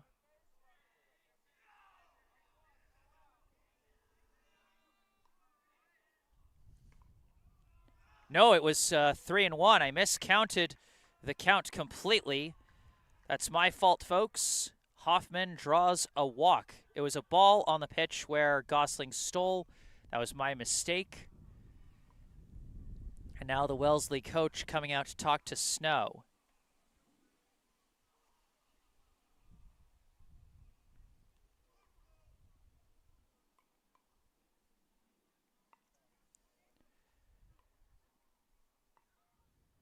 Back-to-back walks have runners at first and second with nobody out.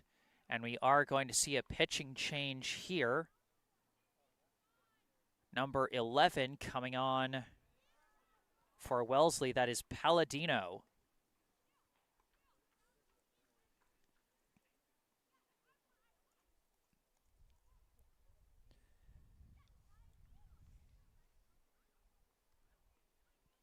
So Snow exits the game.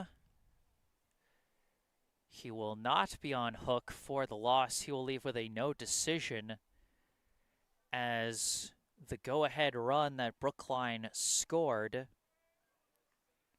was scored by Keenan Sawada,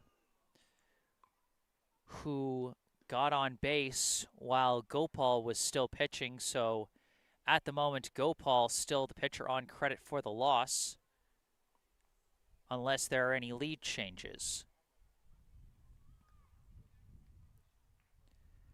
Palladino, a southpaw, so Wellesley giving all kinds of unique looks on the mound today.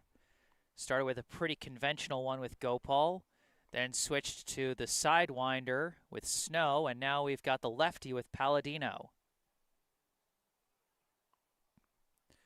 Going to take a brief break off the mic while the new pitcher warms up, but I'll be right back. Stay tuned.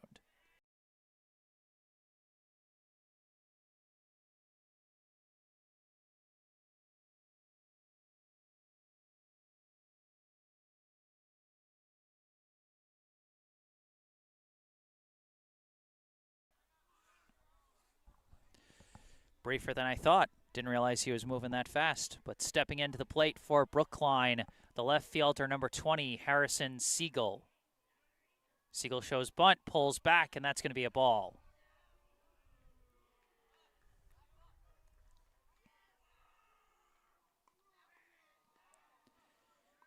Siegel's had a pretty productive day at the plate so far. His last time up, he reached on that weird pop fly to shallow left. Coaches back out again.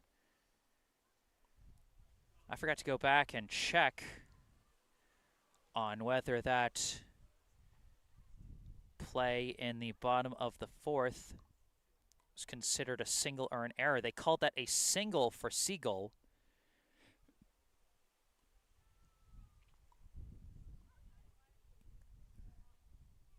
So last time up, Siegel got a single and a run scored.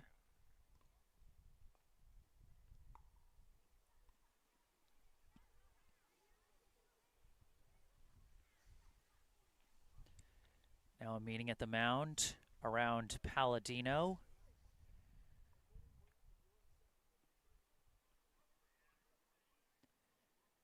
Siegel 2 for 2 so far today, with a single, a double, and a run scored.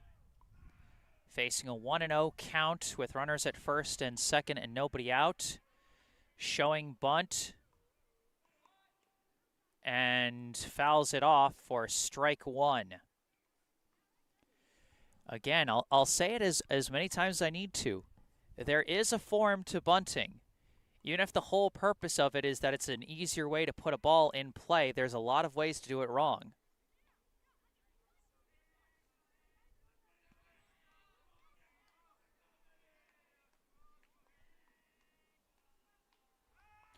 Turnaround, throw back, very close, but Gosling does get back safe.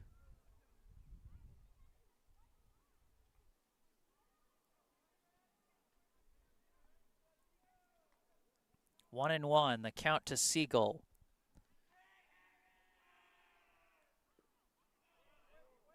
Throw down to first, gets away! Gosling is going to take off for third, and he's thinking about it. He's dancing off the bag. And he ultimately does go back to third. Boy, if that wasn't a zany play. I was still, trying to see what they were going to signal for whether or not Siegel swung at the pitch. I don't know what the count is after that.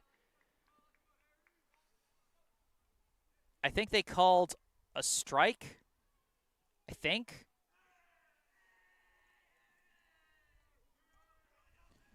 Gosling goes to third on the E2.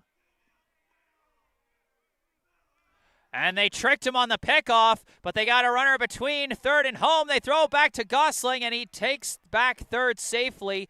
And in the meantime, Hoffman advances to second. What a zany game on the bags we play.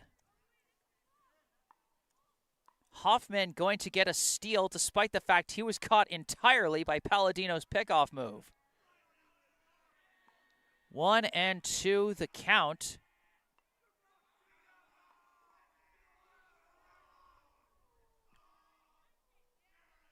At least I think 1-2 is the count. And Siegel's going to slice that one. It's going to stay in play, and it's going to be caught by Lynch for out number 1.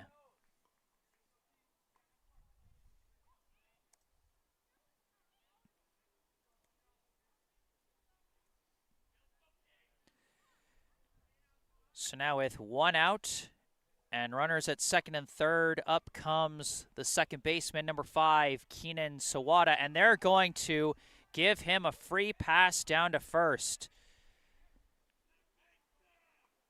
Sawada was 3 for 3 with 2 runs scored, so I don't blame them, especially with first base open, giving him that free pass. Now coming up the center fielder, number 3, Ryan Kravitz. And he takes strike 1.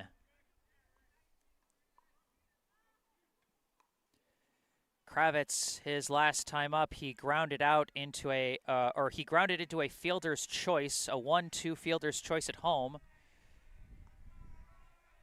Now up once again with the bases loaded, swings and misses. Ball briefly gets away from Lynch, but not far enough as the runners all retreat back.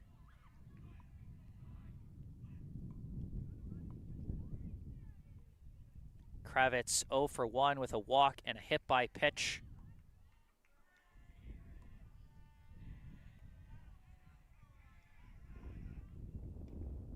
That one is going to miss inside for ball 1.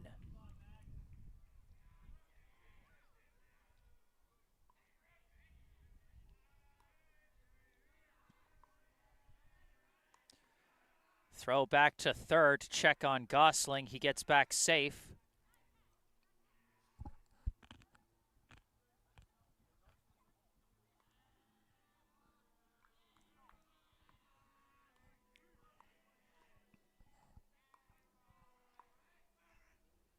That one skips in the dirt for ball 2. Again, well blocked by Lynch.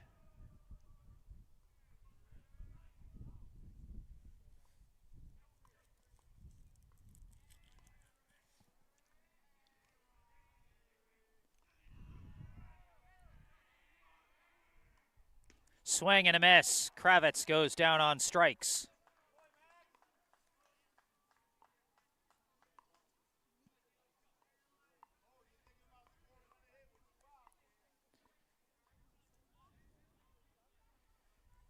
It's 2 down. Bases still loaded. And up comes the right fielder, number 23, Elias Brendel. Brendel 2 for 3 so far today with 3 stolen bases and 2 RBI. It's been a productive day at the plate for him so far. And he's up in a very big situation once again. Bases loaded, 2 down. First pitch swung on and missed, strike 1.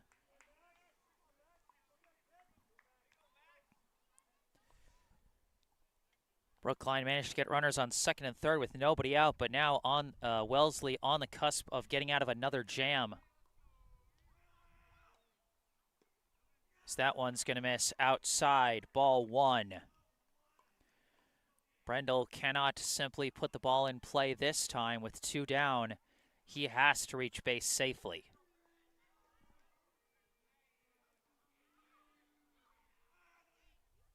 Swing and a miss. Got kind of fooled on the curve there, and the late swing results in strike 2.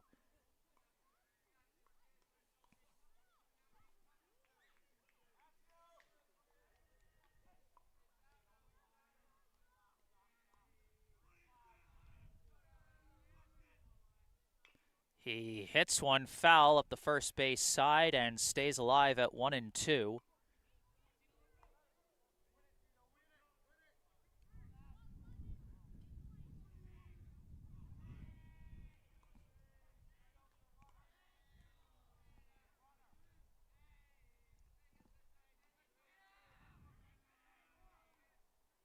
That one is low, but well covered by Lynch. Anything gets past him, and it could potentially be a run, but that one is just going to be ball 2.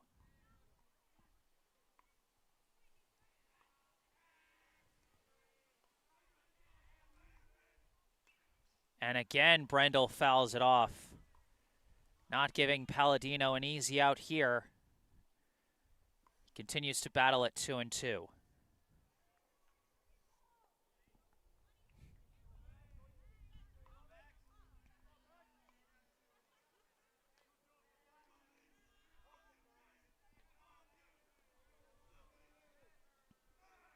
Attempted pickoff, almost gets away.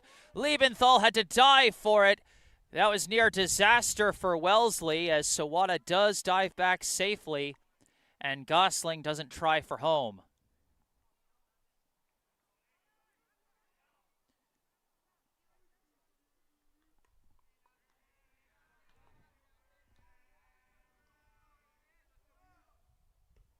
That pitch is going to miss outside, ball 3. Brendel has fought his way to a full count here. One more ball and a run comes in. One more strike and Brookline walks away with nothing in this inning.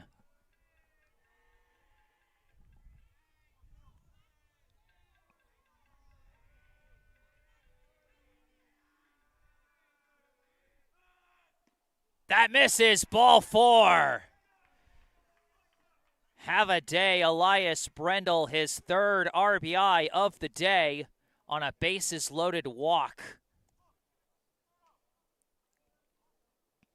Gosling in to score, and Brookline extends their lead to 6-4. Excuse me. Now up the third baseman, number 22, Charlie Engelman. Big swing and a miss for strike 1.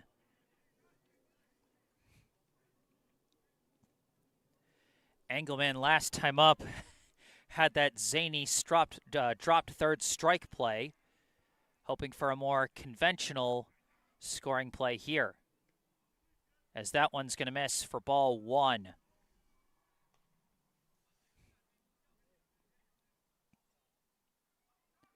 Engelman still searching for his first base hit of the day. He's reached a couple times on errors. Swing and a miss there, strike 2. 1-2 now the count. Hoffman at third, Sawada at second, Brendel at first.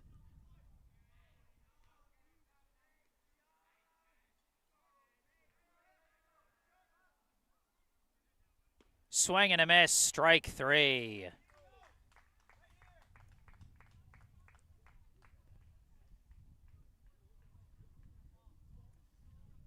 Palladino does get out of the inning with minimal damage after taking over for Snow. But Brookline is able to get 1 on the board and extend their lead at the end of 5. The score, Brookline 6, Wellesley 4.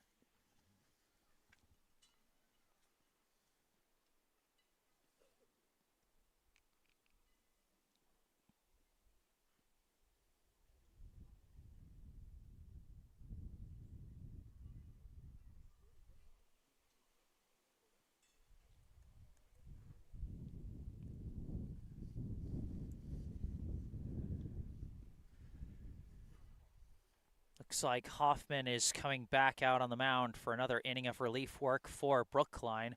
No, he's not. That's not number 2. That's number 22. Charlie Engelman taking over for Hoffman. Hoffman moves to second base while Keenan Sawada moves over to third. And Charlie Engelman making his team-leading 10th appearance on the mound, 8th appearance in relief. He's thrown 17 innings so far this season, has a 1-3 win-loss record, a 4.94 ERA, 1.65 whip and 13 strikeouts.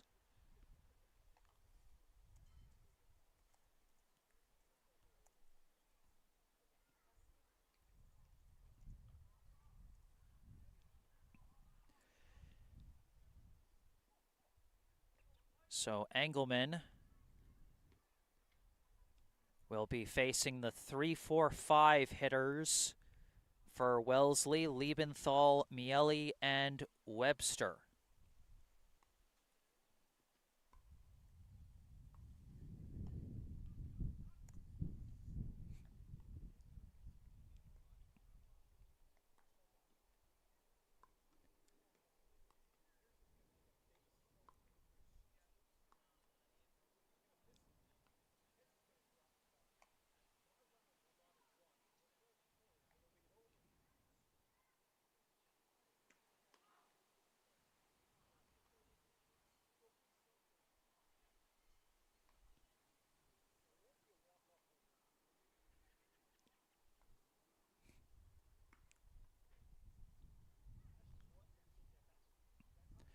That's the end of the warm-up throws.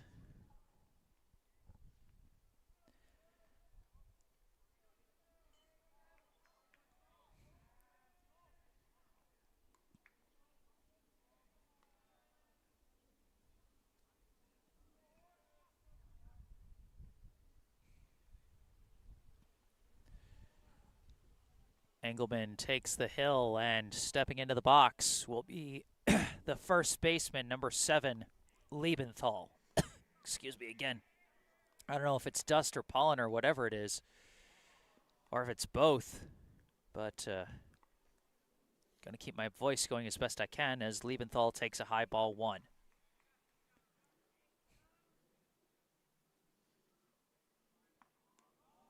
That one is going to miss inside for ball 2. Liebenthal has grounded into a fielder's choice all 3 of his previous plate appearances.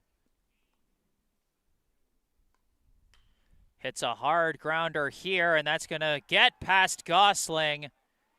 And Liebenthal is going to reach on the E6.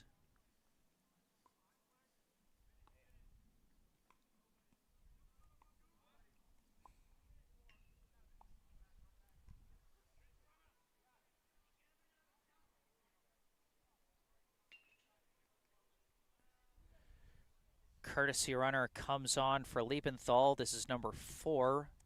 Now running in his place as coming up the second baseman, number 2, Miele. Hits a hard grounder back to Gosling again. It gets through him. Back-to-back E6s put 2 runners on and puts the tying run at first for the Raiders.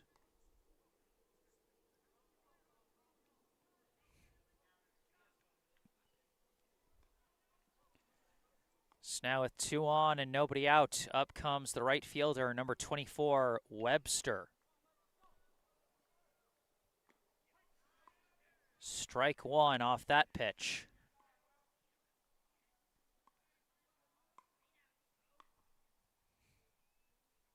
Shows bunt, pops up the bunt, caught by Engelman.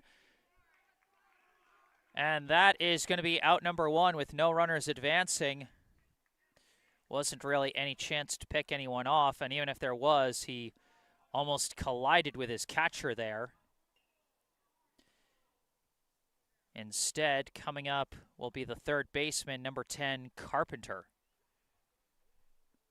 Carpenter's had an RBI hit already. Takes strike 1 on that one. Last time up, Carpenter was hit by a pitch. Before that, he had an RBI single back in the 3rd. And before that, he struck out. So he's 1 for 2 with an RBI. Chases that one for strike 2.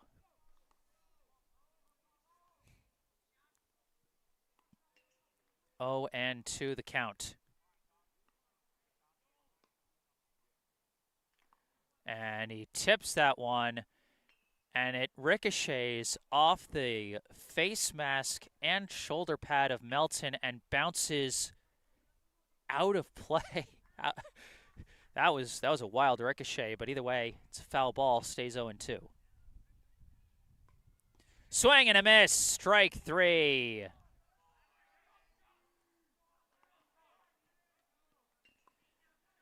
Two down now.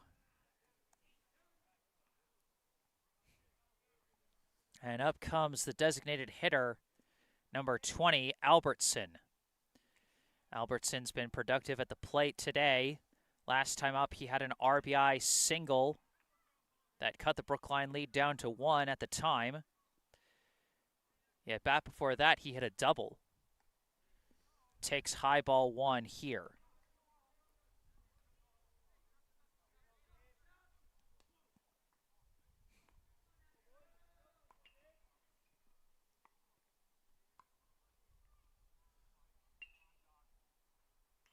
This one fouled off, strike 1.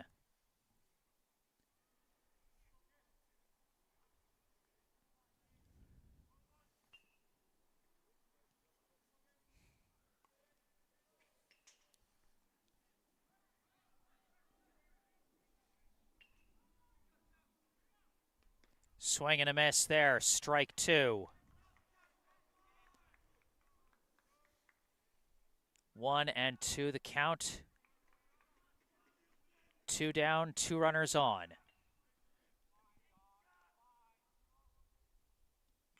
And he tips it. Albertson stays alive at 1-2.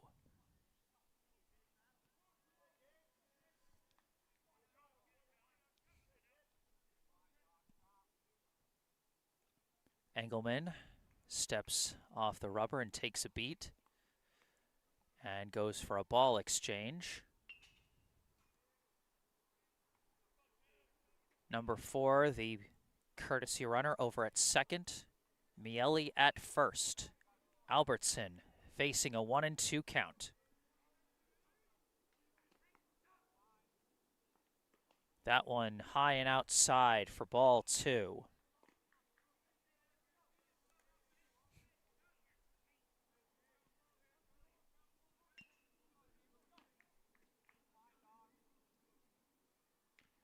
And that one is fouled off very awkwardly, but it is fouled off. Count remains 2-2.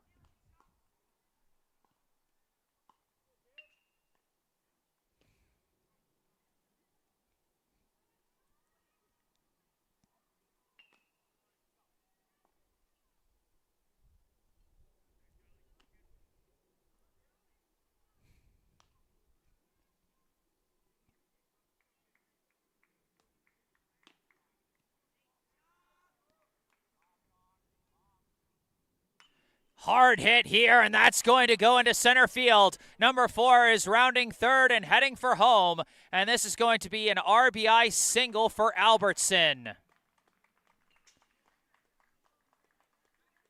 What a day Albertson is having at the plate as once again he cuts Brookline's lead back down to 1. Number 4 comes in to score. Miele goes down to third. And it is a 6-5 ball game.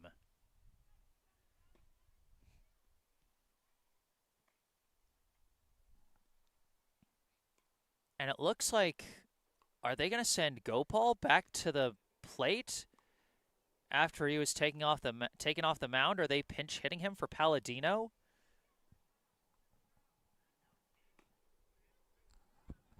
Okay, no, they are sending Palladino to the plate.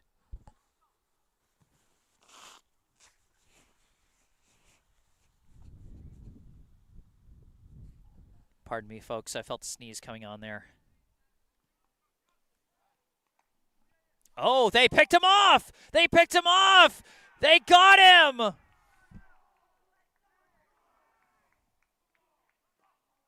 I was trying to update my score sheet. I wasn't paying attention, but clearly neither was the runner. Albertson picked off at first. And Engelman comes through with a big play to end the top of the 6th with the lead still intact.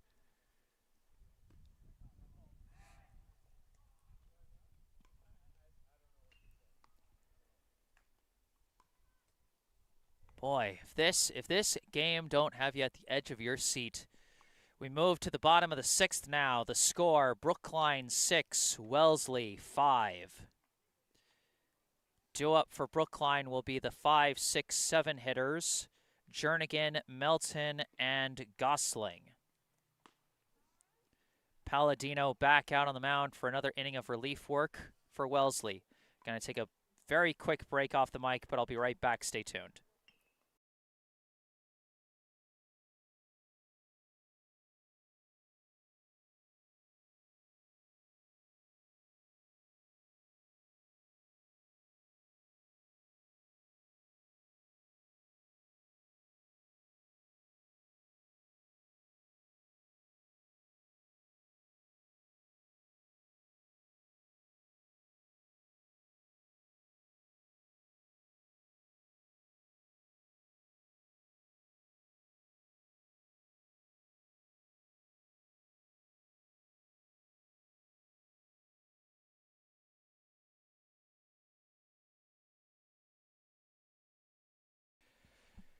Back on the mic for the bottom of the 6th inning, I am Jesse Mayfield-Sheehan, live here at Warren Field in Brookline, Massachusetts. Brookline varsity baseball leading Wellesley 6-5 here in the bottom of the 6th. First pitch is in there for strike 1. Palladino back out on the mound for another inning of relief for Wellesley. Leading off for Brookline, the first baseman, number 12, Connor Jernigan. That pitch low for ball 1. Jernigan, originally the starting pitcher for Brookline, and that just feels like so long ago. Brookline now on their 4th pitcher of the day so far. As Jernigan lifts this one out to left, that's going to drop in cleanly for a leadoff single. Brookline knows they cannot afford to take their foot off the gas. Even with a lead late, anything could happen here. For now, they've got a runner on first.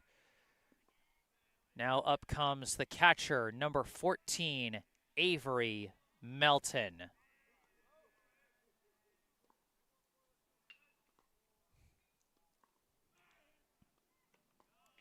First pitch going to miss, just high, ball 1. Melton 0 for 3 so far today. He is grounded out and struck out twice.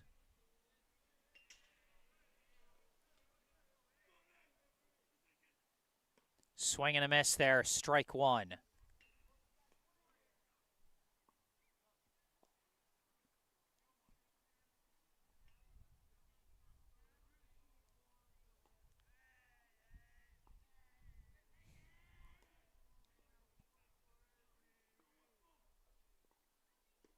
That pitch low for ball 2.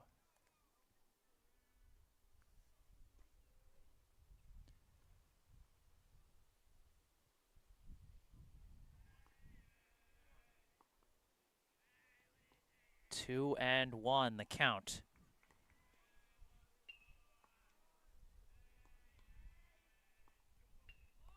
Shows bunt, but fouls it off. The surprise sac bunt attempt does not succeed, and Melton now staring down a 2-2 count. And you could see with Jernigan at first base, he had to lean back towards the bag. Palladino is a lefty thrower, which means he's going to have a quicker pickoff move at first. That pitch comes in high for ball 3. Full count now to Melton.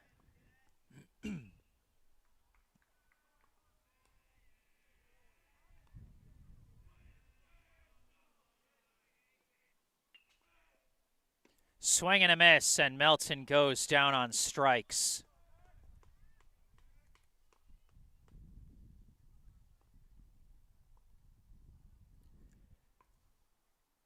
One down and one runner on, and up comes the shortstop, number 15, Leander Gosling.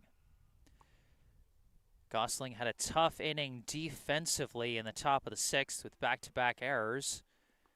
Now hoping to do something with his bat here. That one in there for strike one. Gosling, his last time up, he drew a walk, stole second, and later came in to score. That one in there for strike two. Gosling in the hole quick here at 0-2.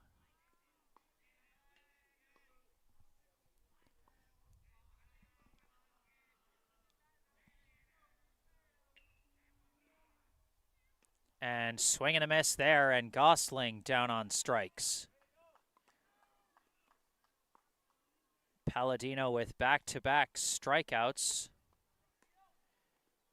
And now with two down, up comes the second baseman, number 2, Owen Hoffman.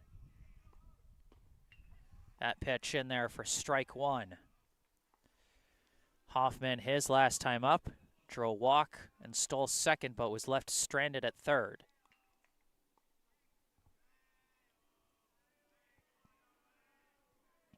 Jernigan taking off. Pitches high for a ball. Jernigan steals second.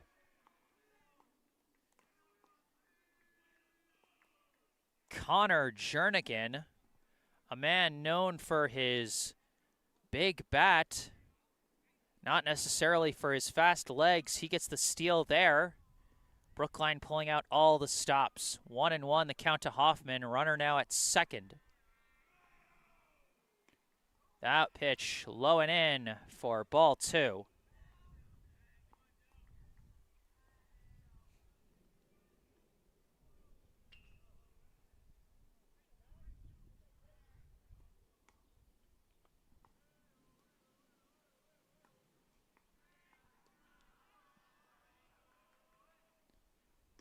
That pitch misses outside, ball three. 3-1 now the count to Hoffman.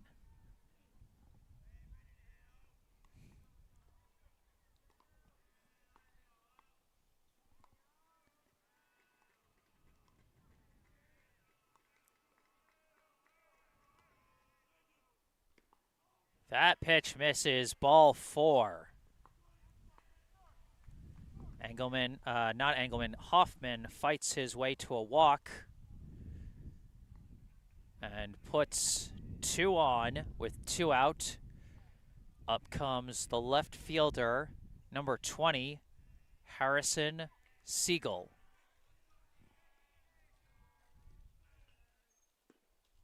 That pitch low for ball one.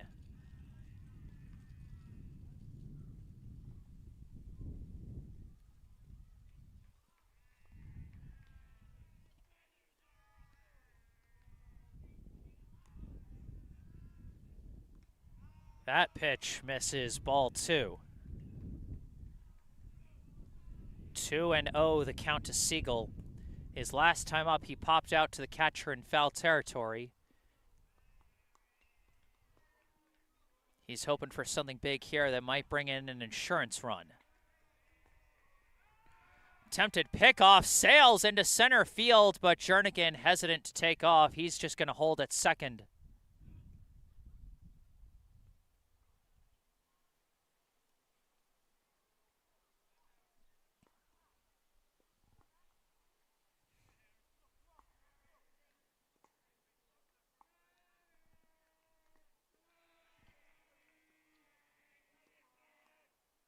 Big swing and a miss, strike one.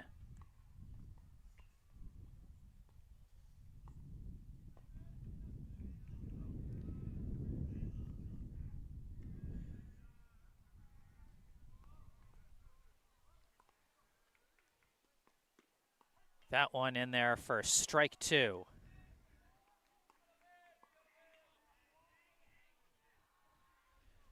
Two and two the count, two out. Two runners on.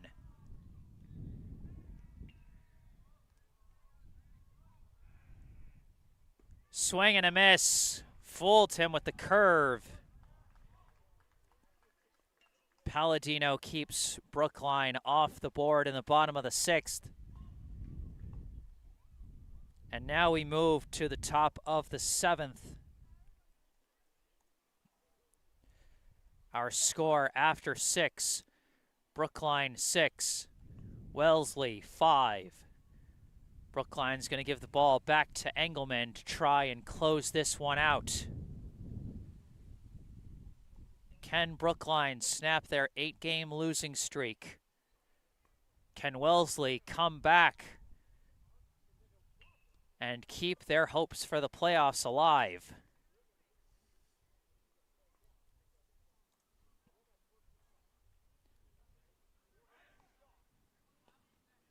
This team has gone to extra innings once before.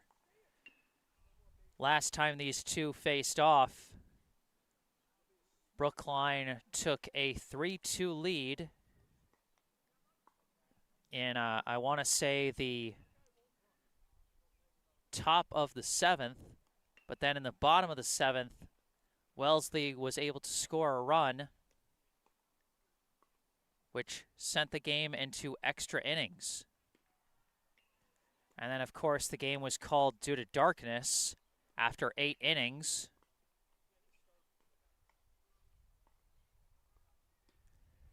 And then they had to resume it the next day as the game went another few innings, ultimately ending in the 11th with a Brookline win 7-3. This game has already been going on a while.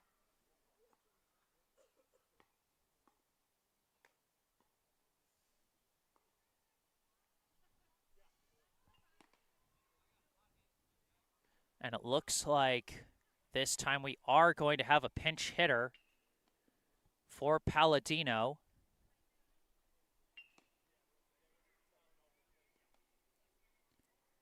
And it looks like it is going to be Gopal. So Gopal, the starting pitcher, now a pinch hitter for Palladino.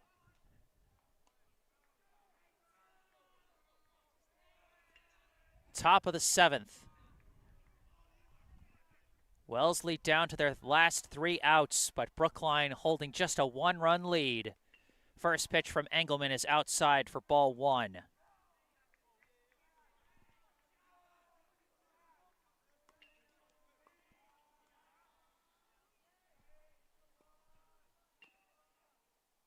This one is sliced foul and out of play.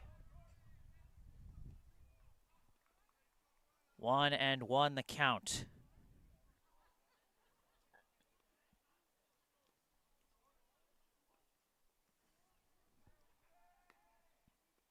This one sliced foul. Strike 2.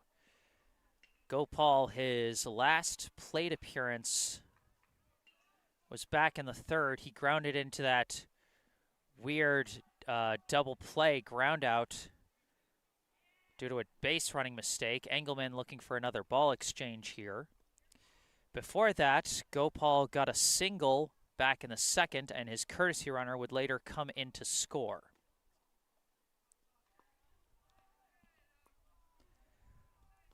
All of that was before he got replaced on the mound by Snow. This one low for ball 2.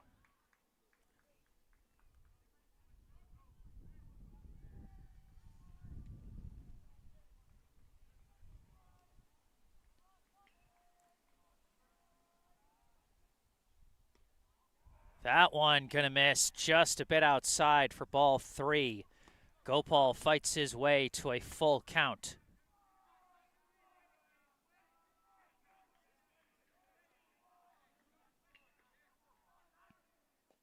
And that one's gonna miss. Gopal fights his way to a leadoff walk. The tying run is on the bases.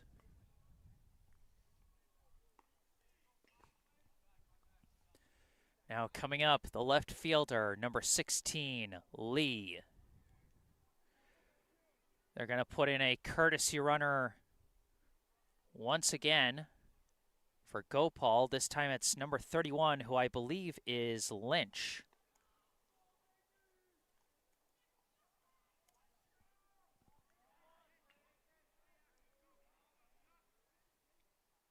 Shows bunt, but pulls it back, and this is actually not Lee.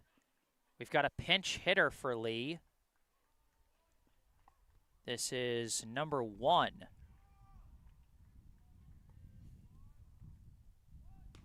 Shows the bunt, pops it up, drops on the ground, and Jernigan applies the tag, but the sac bunt does move the runner to second.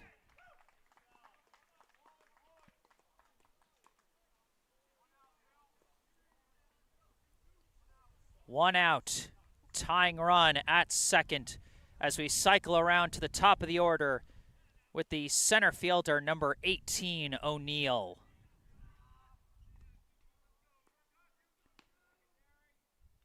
First pitch, hard grounder over to short, fielded by Gosling. Gosling throws to first, and that's out number 2.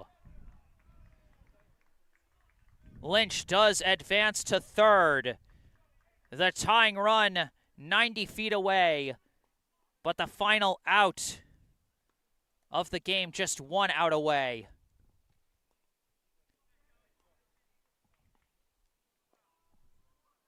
Now coming up, number 27, the shortstop, Banish. First pitch misses outside, ball 1.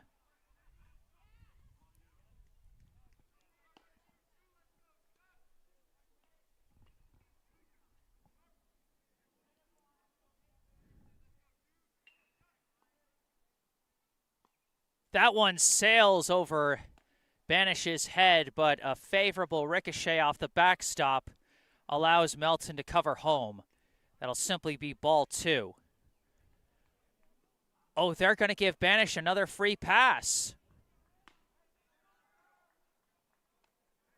That's the second time they've issued a free pass to Banish. And that's going to put runners at the corners. Risky situation here, as now coming out the first baseman, number 7, Liebenthal. Banish taking off on the first pitch. They're just going to let him go as Liebenthal takes ball 1.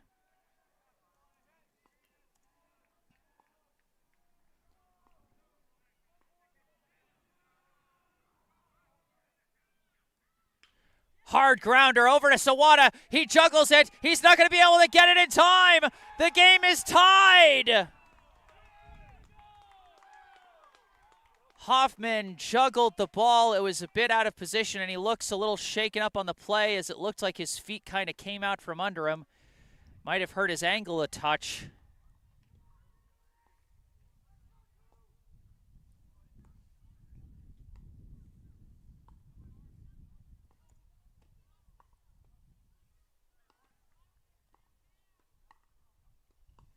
Lynch does come in to score the game-tying run.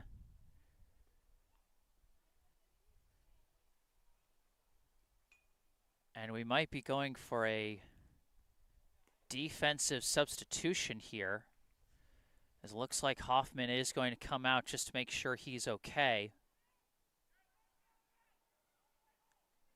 Liebenthal now on first, and Banish advances to third as he now represents the potential go-ahead run. Still 2 down in the inning.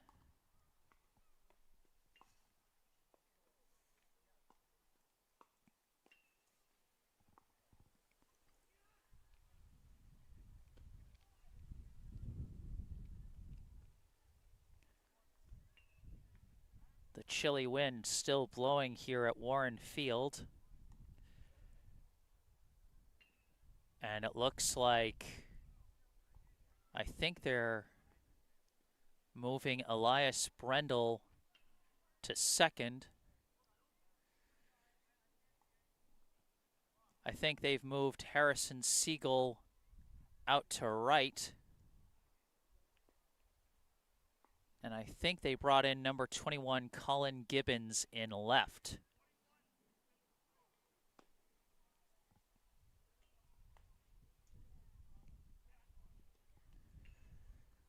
First and third with 2 down of what is now a tie ball game.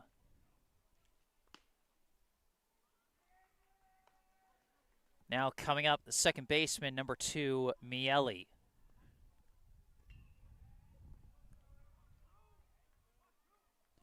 Liebenthal takes off immediately, and they just let him go as Miele takes strike 1.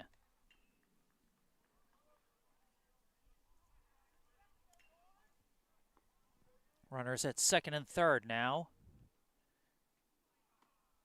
As that one almost gets away, but is well defended by Melton. Simply ball 1.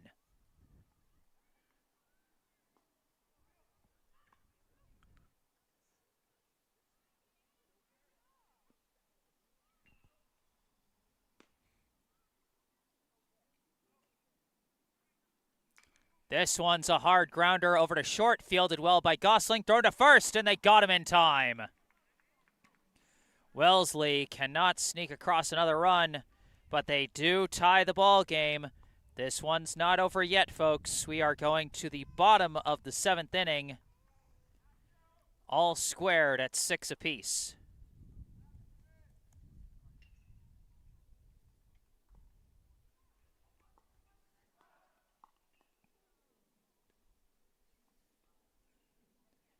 It'll be the top of the order coming up for Brookline, Sawada, Kravitz, and Brendel. And another new pitcher coming on for the Raiders. After Palladino was pinch hit for, he could not be brought back out, so this will be number 28.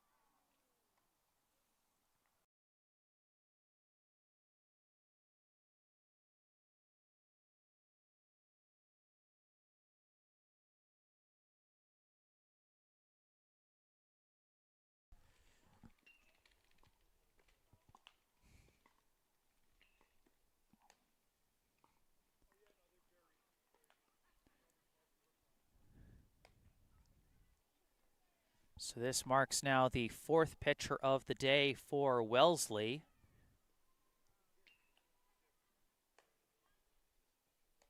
With number 28.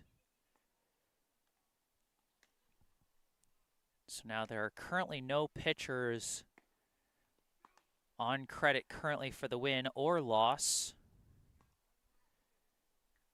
I do believe that, technically speaking, that will go down as a blown save for Engelman.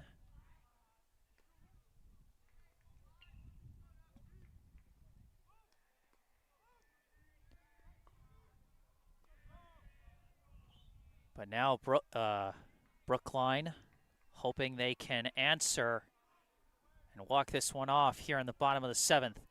Leading off, the third baseman, number 5, Keenan Sawada. First pitch in the dirt, ball 1. Sawada has reached base safely on all 4 of his previous plate appearances, a double, 2 singles, and an intentional walk.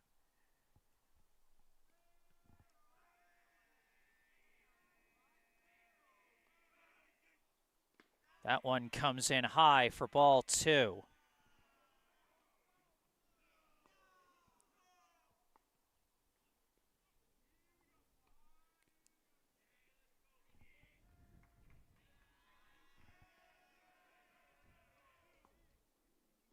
And that one's going to miss for ball 3.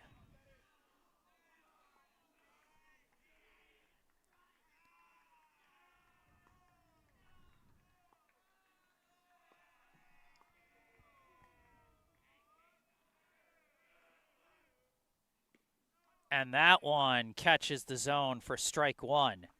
So it won't be a 4-pitch walk to Sawada. Faces a 3-1 count.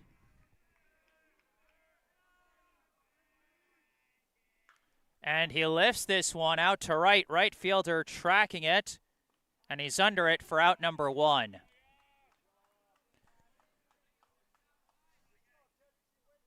So what initially looks like a good chance to get a leadoff runner on instead is going to be the first out of the inning.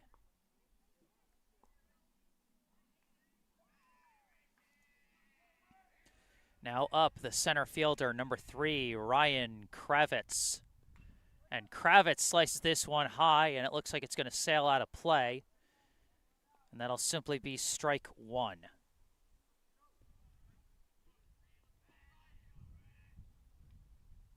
Kravitz, his last time up, struck out. As that one curves in nicely for strike two.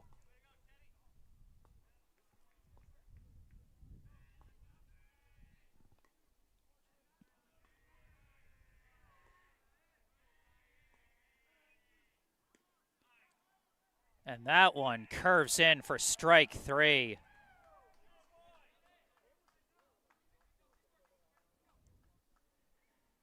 Two quick outs from number 28 on the mound. Now coming up, the second baseman, number 23, Elias Brendel.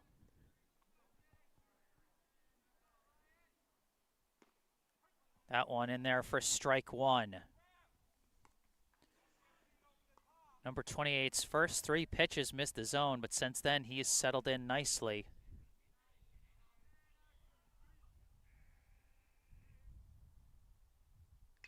This one's a grounder over to second, and it skips past the second baseman, and Brendel is going to reach on the E4.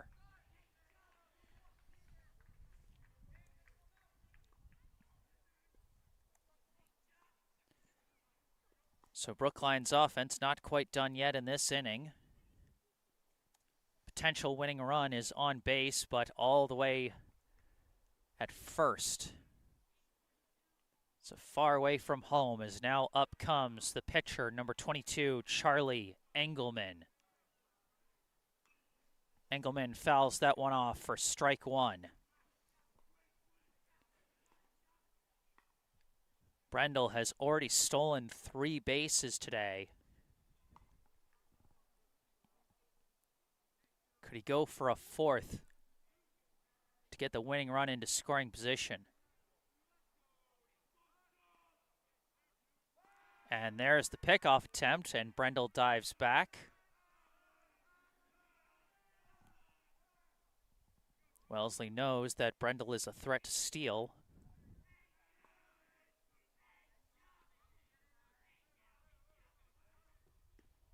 That pitch going to come inside, ball one.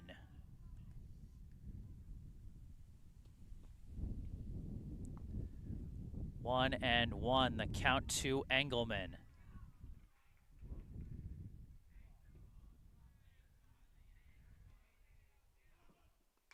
Engelman, hard hit out to left. That's going to be a clean single.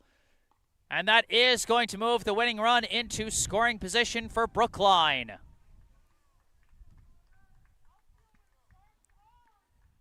Big hit for Charlie Engelman. And now a base hit to the outfield could potentially end this. But there are 2 outs. Up comes the first baseman, number 12, Connor Jernigan.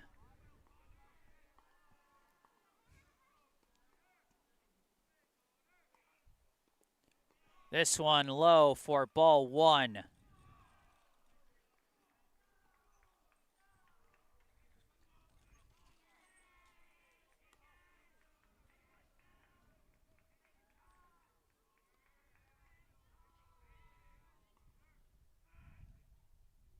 This one also low for ball two.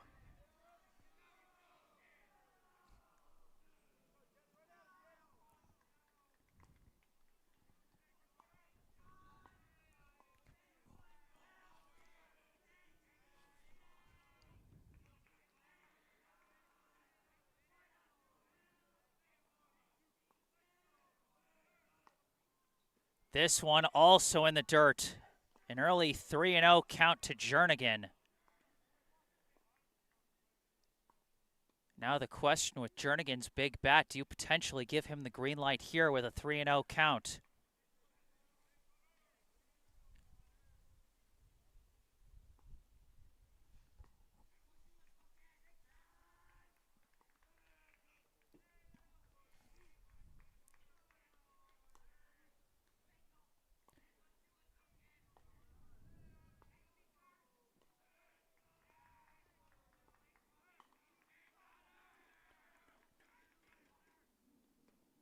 That one in there for strike one.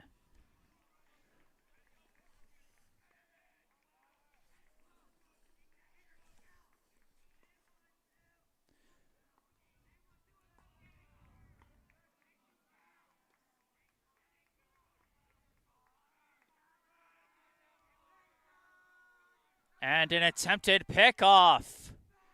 And they get back to the bag.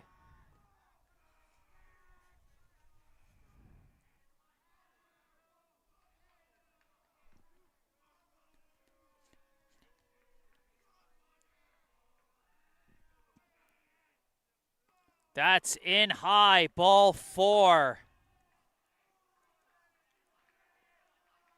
The bases are loaded.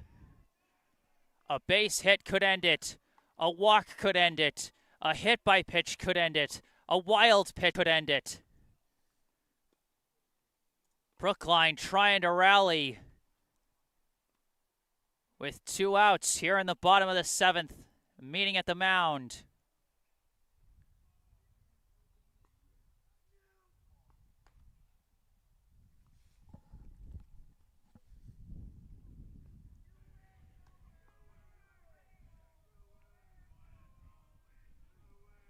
And they are going to bring in a new pitcher.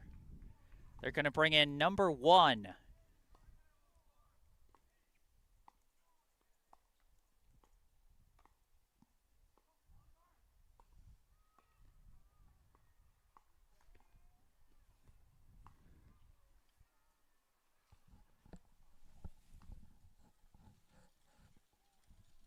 Hey, Coach, sometimes you're blocking the view of the batter. Either closer to first or closer to the fence is fine. All right, awesome. Thank you so much, Coach.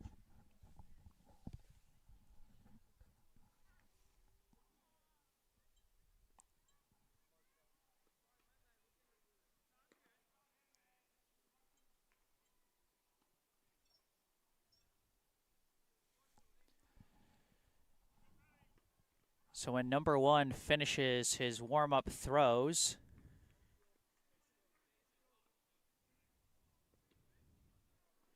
he will be facing the catcher, number 14, Avery Melton.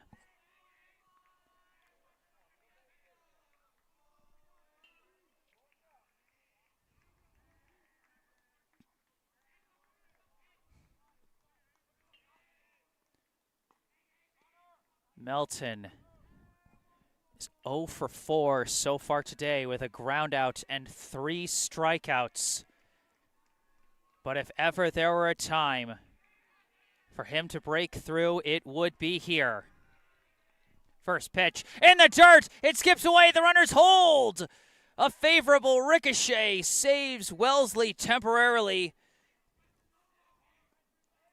And for the moment, it is simply ball 1.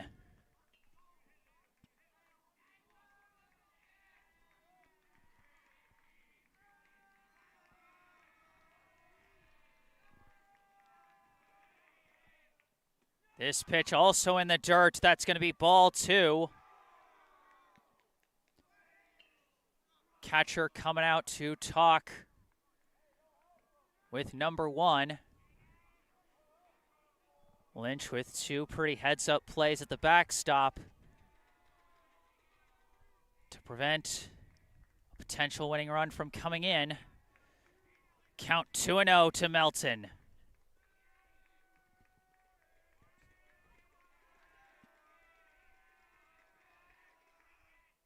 That pitch in for strike 1. 2-1 the count. Elias Brendel, the potential winning run at third.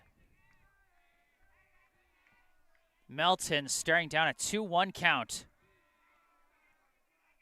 Hits it. It skips past the third baseman. In comes Brendel. Melton wins it for Brookline.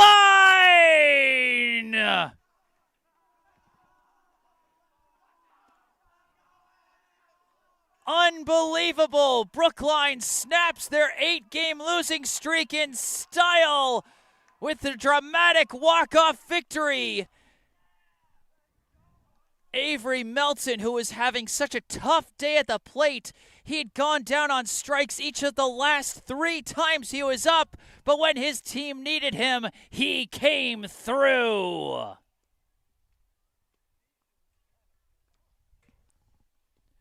What a game, what a game, what a game. Your final score here at Warren Field in Brookline, Massachusetts. The Brookline High Warriors 7, the Wellesley High Raiders 6.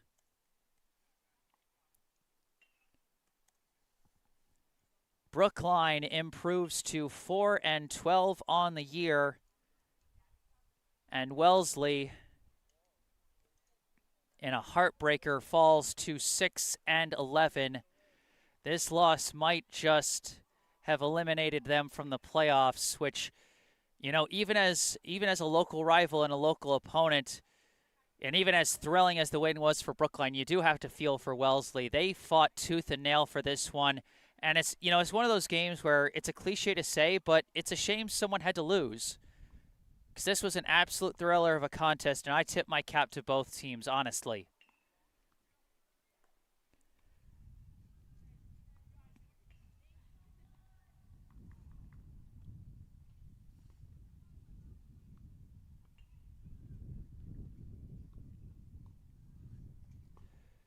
So let's recap that absolute thriller of a contest with all the ups, downs, and arounds that it had. Top of the first inning, Wellesley started off strong with a 1-hit double by Banish, but then Banish was caught at third on a fielder's choice.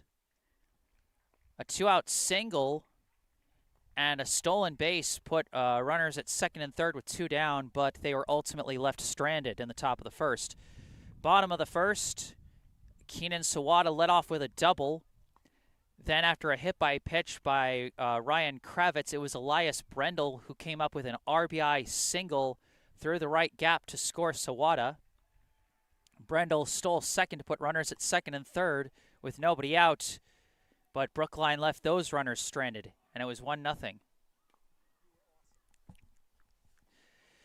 In the top of the second, Wellesley bounced right back, scored 2 runs of their own. A 1-out walk by Albertson, who advanced to second on a failed pickoff. Gopal hit a single and stole second, and his courtesy runner stole second to put runners at second and third. Lee hit a sac fly to right, and then O'Neill reached on an E4, which brought in Albertson and the courtesy runner. Wellesley took a 2-1 lead at the end of the top of the second. Brookline started to threaten in the bottom of the second with a 2-out double by Harris, and Keenan Sawada was thrown out at home. And my camera's about to run out of batteries, so I don't think I'm going to be able to finish. I don't know if I'm going to be able to cap here, folks. My battery,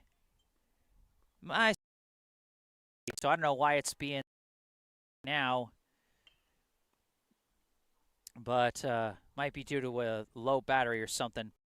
Anyway, in the top of the third, Wellesley insurance run. Miele reached on an E4 to start the inning, advanced to second on a balk, and then Carpenter got a 1-out single to drive in Miele. And although Wellesley on second and third with 1 out, Gopal grounded into a 5-3 ground out, resulted in a 4 double play and end the inning.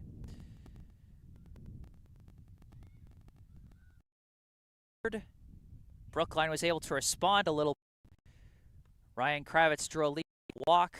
Brendel hit a single. And then Charlie Engelman reached on an E3 that allowed Kravitz to score. Brendel and Engelman both stole to put runners at second and third, but stranded. That made it 3-2. And then in the fourth, finally an inning with no runs, as although Wellesley got a couple of runners on base, a pair of fielders' choices ended the inning.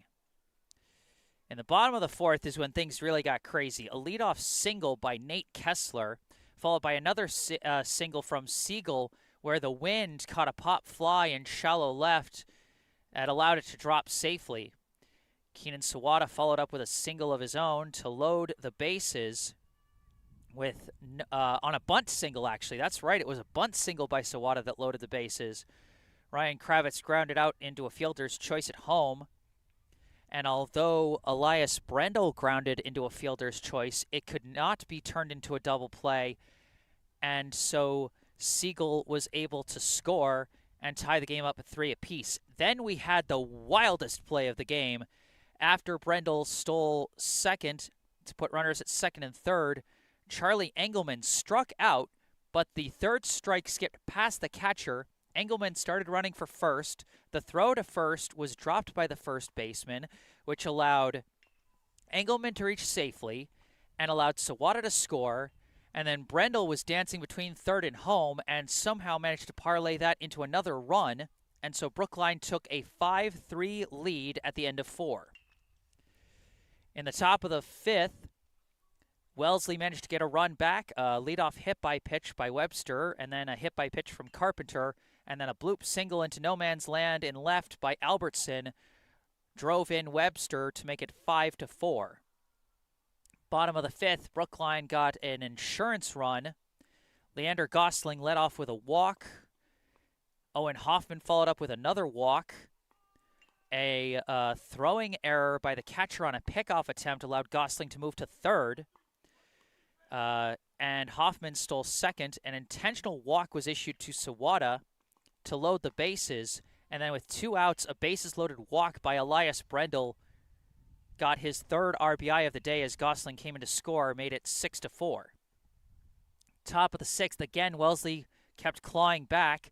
Back-to-back E6s, put 2 runners on, and then with 2 outs, Albertson got an RBI single. And although he would be picked off at first to end the inning, that made it 6-5. Going into the bottom half, Brookline got a couple of runners on in the bottom of the sixth, but left them stranded. In the top of the seventh, Wellesley was able to tie it up. A leadoff walk by Gopal. Lynch came in as a courtesy runner. Number 1 laid down a sac bunt. A ground out to short put put Lynch at third as the potential tying run with 2 down. An intentional walk to Banish, and he stole second, and then it was Liebenthal who hit into what was either a single or an E4. Let me check that real quick. They called it an E4, and that allowed the tying run to score as Lynch came in to make it 6-6. The other runners were ultimately left stranded as a ground out to short ended the inning. Then in the bottom of the seventh, after a flyout to right and a strikeout, it seemed like Brookline wasn't going to be able to do anything, but they got things going with 2 outs. Elias Brendel reached on an E4 to keep the inning alive.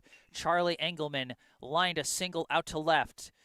Connor Jernigan drew a walk to load the bases, and then Avery Melton, who was 0 for 4 coming into that at-bat, had struck out 3 straight times, stepped up and elevated with the moment with a walk-off single to left to drive in Elias Brendel as Brookline won in walk-off fashion. The final score, 7-6. Thank you all so much for watching today. This one's been a thrill.